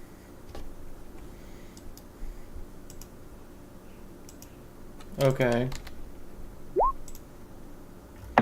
Okay, and now he's going to look through the book and find the figure known as the Prince. I was bored. I want to cause something. God damn it. We've just not long since finished with the book. Doesn't give you any information on the figure known as the Prince. Ah, that's disappointing.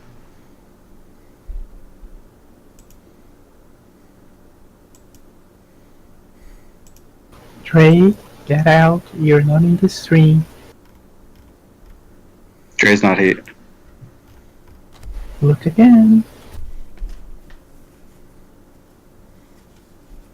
He's not in, so... He is, he's just muted. I can't see him. 1, 2, 3, 4. There's 7 people here, according to my Discord. Oh, now he's disconnected on mine. Yeah, okay. He went away.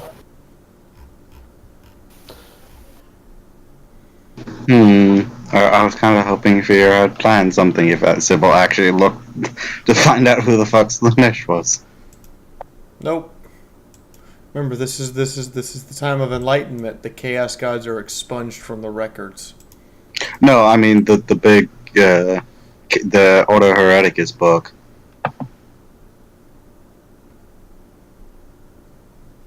The uncensored Inquisition book. Oh. The uncensored history from our time. The uncensored history from your time? Yes. You find many references to the Prince. None of them specific. That's disappointing. Mostly vague allusions to cults of pleasure and ecstasy. Then I guess I'll look up the other 4 then, if it mentions chaos at all. The other 3, you mean? Yeah, the 3. Malo exists, remember? Hey, this is a bit out of character, but you could ask Bang about a pleasure cult if you get him drunk enough.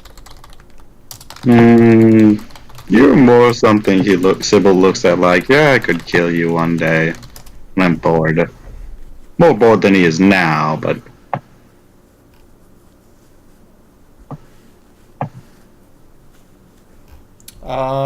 Sybil is mostly bored because Sybil is being denied a lot of things because Sybil's trying to go off on the handle and doesn't have the proper tackle to go off on the handle.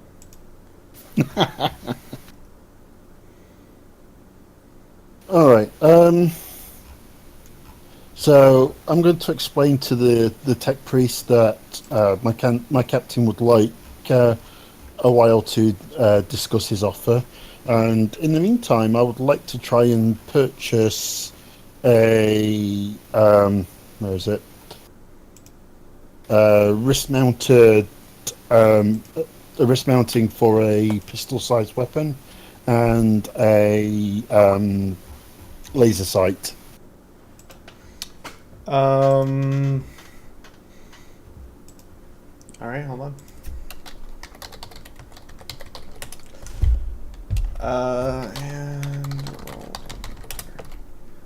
Okay, scarcity check says that neither are available at the moment. Okay. You needed a 10 or less for the mounted weapon, and a laser sight was a 51. Oh well. If the roles had been reversed, you would have gotten something. Oh well. So I nod my thanks to the Mechanicus representative and head back to the ship. Blissfully unaware of the heretical nature of the activities that have recently taken part on board. No, I guess technically it's about it's heretical, but besides that, nothing's technically heretical besides that. Nothing's heretical yet. I was asleep for the whole deal. I think we're all back on the ship if you want to switch it over. Sure. We're all back on the ship. Everyone's there. Are you guys going to discuss, like, your options of selling stuff to people, or I guess it'd probably be best to do. Well, by the sounds of it, I'm going to have to make notes of this. I'm sorry. I could have sworn I'd done this, but never mind. I figure we either discuss it or start going on with the rest of Emir's plans. I'm just looks around and says, "Well, remember that the weaponry is just a small part of things. It's almost more of an excuse to get us on the planet than anything else. The ad finum signum would be the true prize of this particular expedition." True, but the added profit margin would greatly ease our way, especially if we're dealing with more higher standing people. So also I should look at Emir, and what exactly is this thing? And why do you know of it? He shrugs and says, "It's some sort of xenostech device. It's all I actually know. I'm a trained archaeologist, as you should know, but that does not mean I have detailed records of every single discovery ever made. I just know that it was a landmark discovery." Should we know what we're actually going for?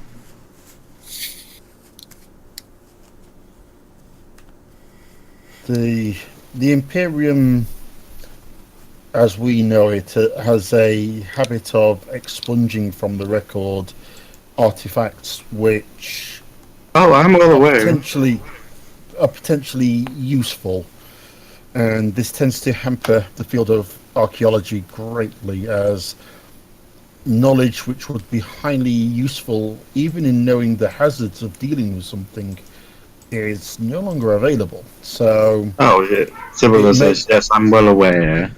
So it may well be that Emir literally only has a name and a few possible locations. And of course, I want an in with the Mechanicus, and Xeno's tech devices can be quite an in to the Mechanicus. They're also a way to heresy. Well, heresy is not such a strong word in our present situation. Sybil raises an eye at this. Remember, the Emperor still lives on the throne. Yes, and that doesn't mean you can't disrespect him as a god. His cult does not yet exist. You hear some grumbling from the cat girl as you say that? You know, you're saying this out of character. You're saying this in front of two people who are radically insane about their faith. I'm aware. Well, at least Marcy is willing to accept the fact that the Emperor is alive. Which is Oh, why. the Emperor Which is, accepts that. I mean, this is why Bertram is being careful with his words, not to fully dismiss their beliefs. Explaining the fact that the way things are at the moment are a little bit looser than what we're used to. I don't trust Xenos technology. It's the way to corruption, filth. Says man who was out of character. Says man 20 minutes ago reading about chaos. And perving on a photo shoot. Yeah. Well, I'm not saying that we use it. I'm merely saying that we sell it to the Mechanicus, who do deal in such things, whether they claim to or not. All right, Mike. And note that according to the histories that Tamir found, the Mechanicus get their hands on it anyway. So we're just positioning ourselves to profit from that sequence of events.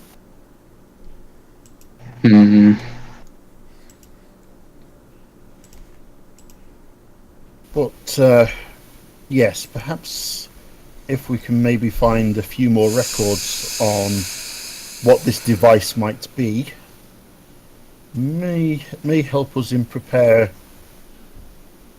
case there is something nasty about it that we don't want to be involved with,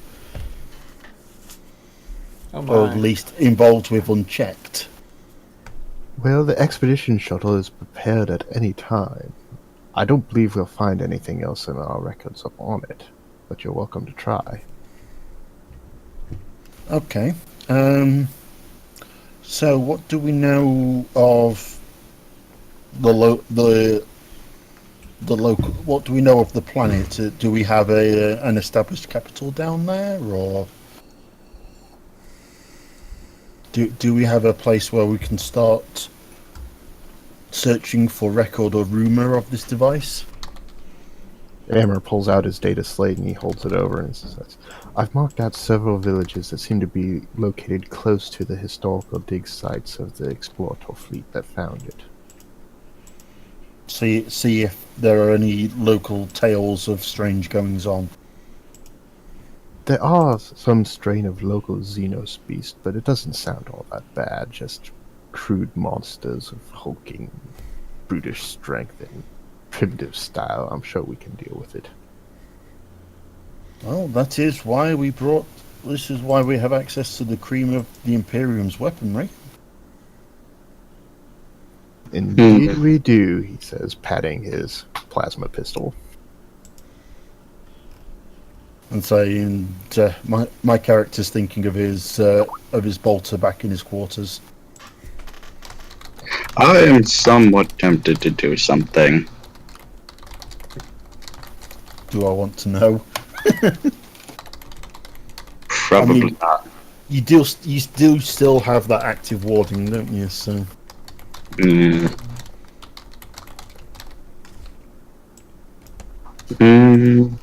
Welcome to the army. There's, Woo! Thank you for subscribing, Pone38. Hey, it's a Babscon staff member. Sweet. Sybil won't do anything yet. He's watching. He doesn't like this Xenos shit.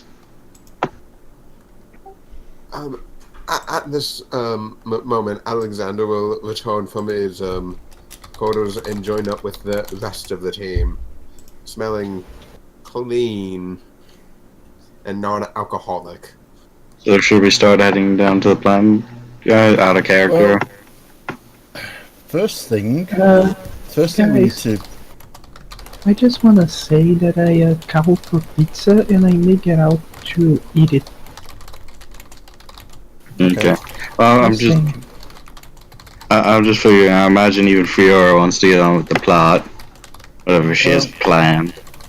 I'm waiting for you guys to advance that one. My one concern at the moment is that the Abites did say that to gain access to the planet with our own ships could take considerable time. And I would rather not upset the local defense forces. Well, I was working on getting flight clearance earlier. It should be ready soon. I'm just gonna stay on the ship. To be honest, I don't like planets unless if they're hives, where I feel somewhat at home. Well, the same. A bit of fresh air would do you good. I was going to say the same goes for Bertram and Amir, as the three of us are hivers. Not like. Says the noble who soaks up all the sun. The Lahiver. I get what's on. Wait, so, about 20 minutes go by and you finally get the bureaucratic clearance to land, as well as where you can land. Yay, plot moving forward now.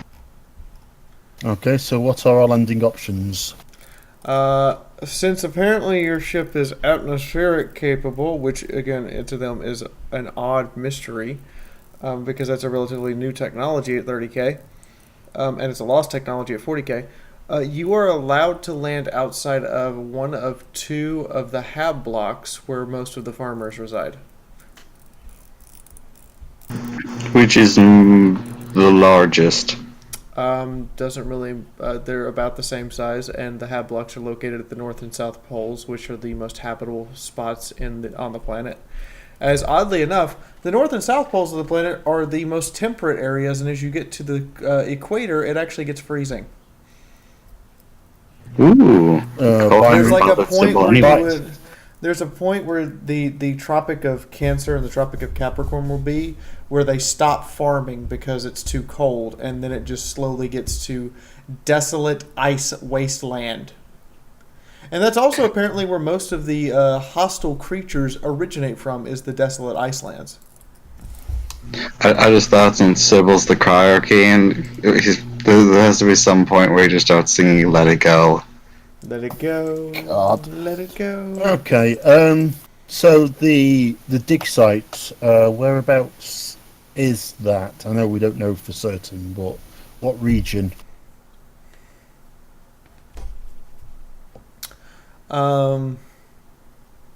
You don't honestly know yet. It's going to take some surveying work.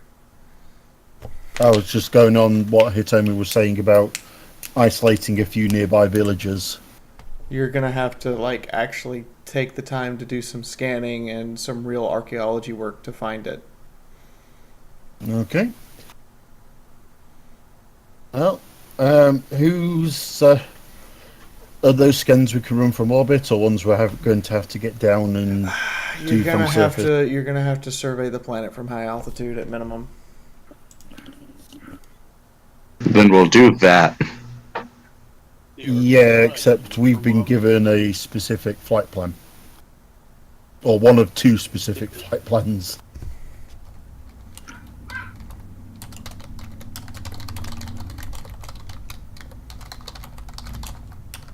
Oh, hang on, no, you said destination, landing points, didn't you, Fee? Mm-hmm. I mean, that just says where we have to land. It doesn't say where we have to fly. Yeah, you're right. And it doesn't mean we can't zigzag a little bit on the way down. Bob Howard, driven by the mentally retarded crow. Okay, then I suggest somebody jumps on the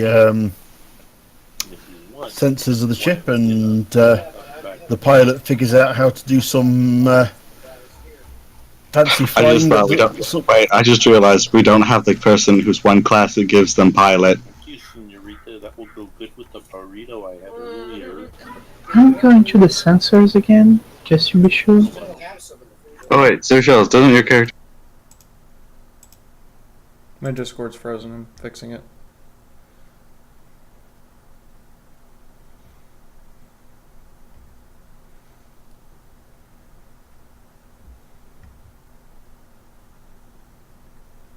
Yeah, I know. I'm gonna wrap it up, guys, as soon as I can get back into Discord.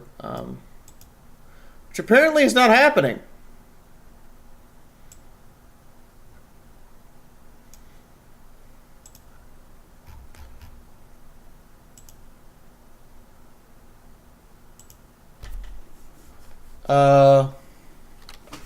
I've lost comms.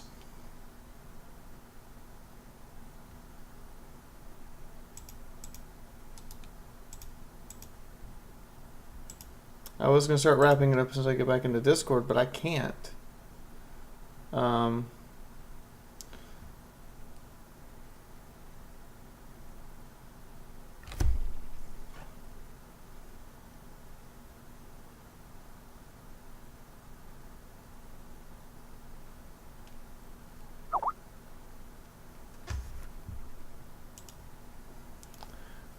I can't get back into Discord. Shit.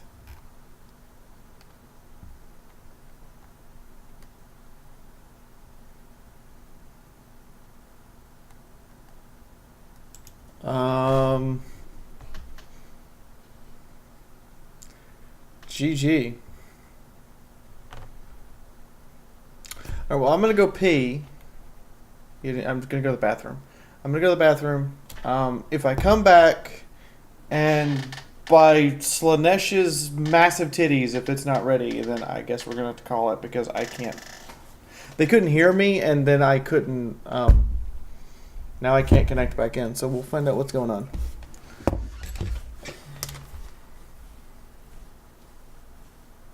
Somebody who's in the Discord, let them know I can't get back in.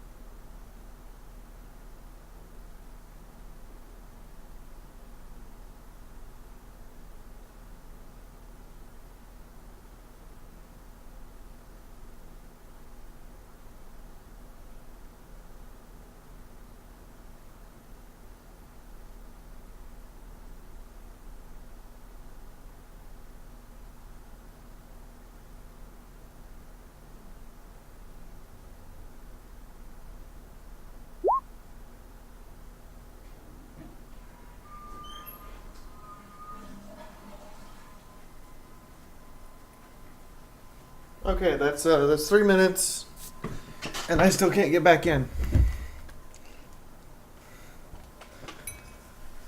Well, shoot. Well, we'll quit again and restart it. Yeah, Discord's gone.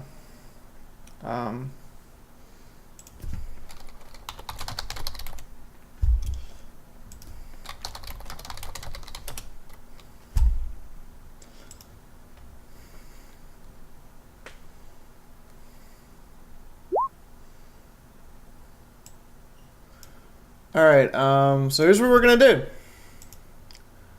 I hate for that to unceremoniously be the end of our RPG session, but it kind of has to be. By the way, Pwn38, welcome to the Army of Fiaura. The good of you to subscribe. I'm kind of surprised most of the BabsCon staff isn't subscribed to me.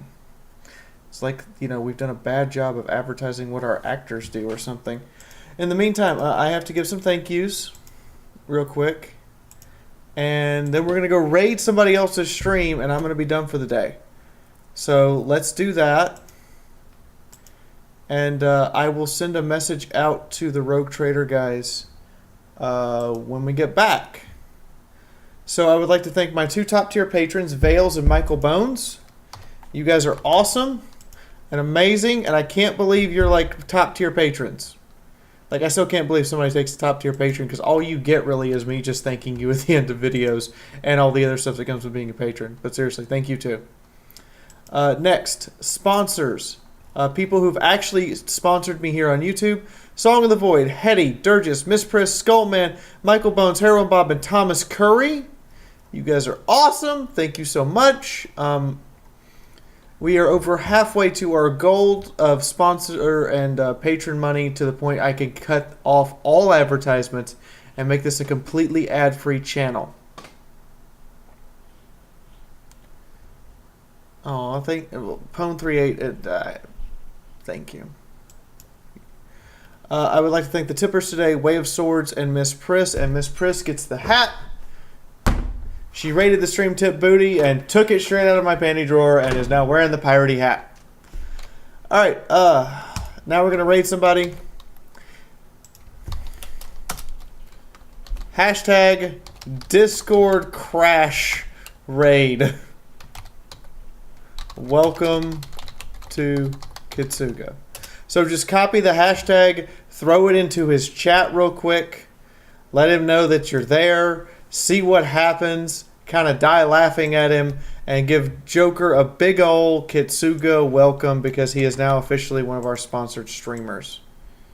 So just copy and paste that in there. I'm sorry to the guys on the RPG. I don't know why. It just died. It just died. I'm repairing one of our airplanes. By shooting it. He's repairing an airplane by shooting it. So many fucking planes, man. I know. Cat Girl Cheesecake does sound moist. Yep, I know, but that's more beneficial than anything right now. But as soon as Discord's back up, I will hopefully be able to do a hangout with you guys later tonight. But until it's back up, I'm just kind of... wow, you guys raided that quick. If anybody else wants to get in on this raid, come on in. Rockets! Rockets! And now now if you're over on Twitch, you need to come over to YouTube, because I'm about to host and you're gonna lose me. So fair warning. Okay, we really do need to take another point. Oh, we have 2 points. Never mind. We're good. I'll start working on the far point. Yeah, just keep distracting him there. Oh, that flat cannon hurts a little bit.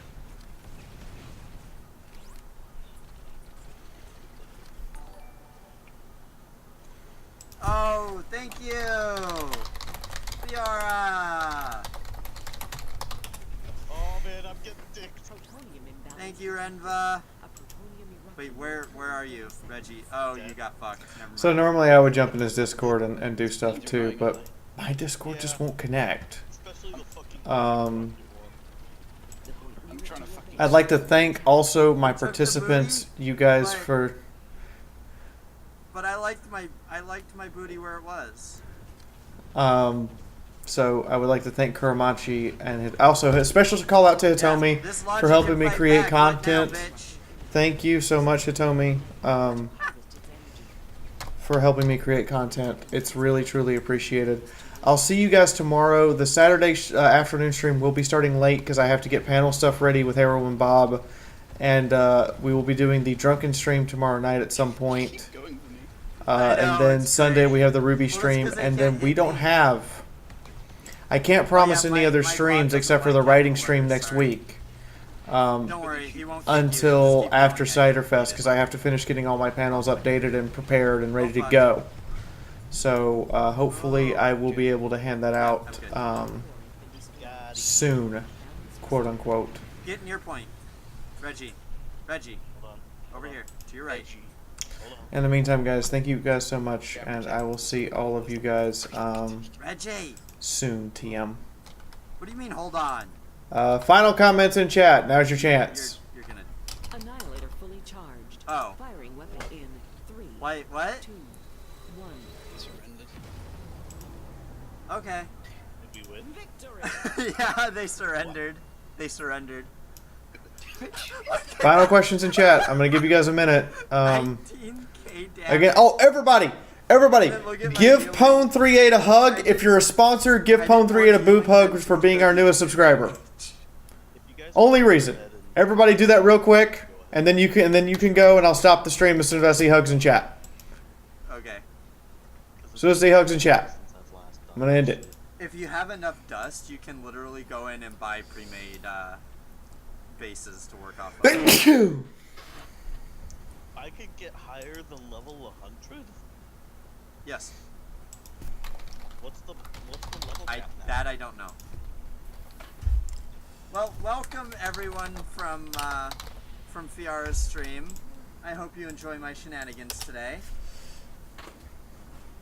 I am totally... Everybody, quick. Okay, Reggie, you can stop now. There we go. I got hugs in chat. All right, I'm gonna end it. What did I get? Nano binder.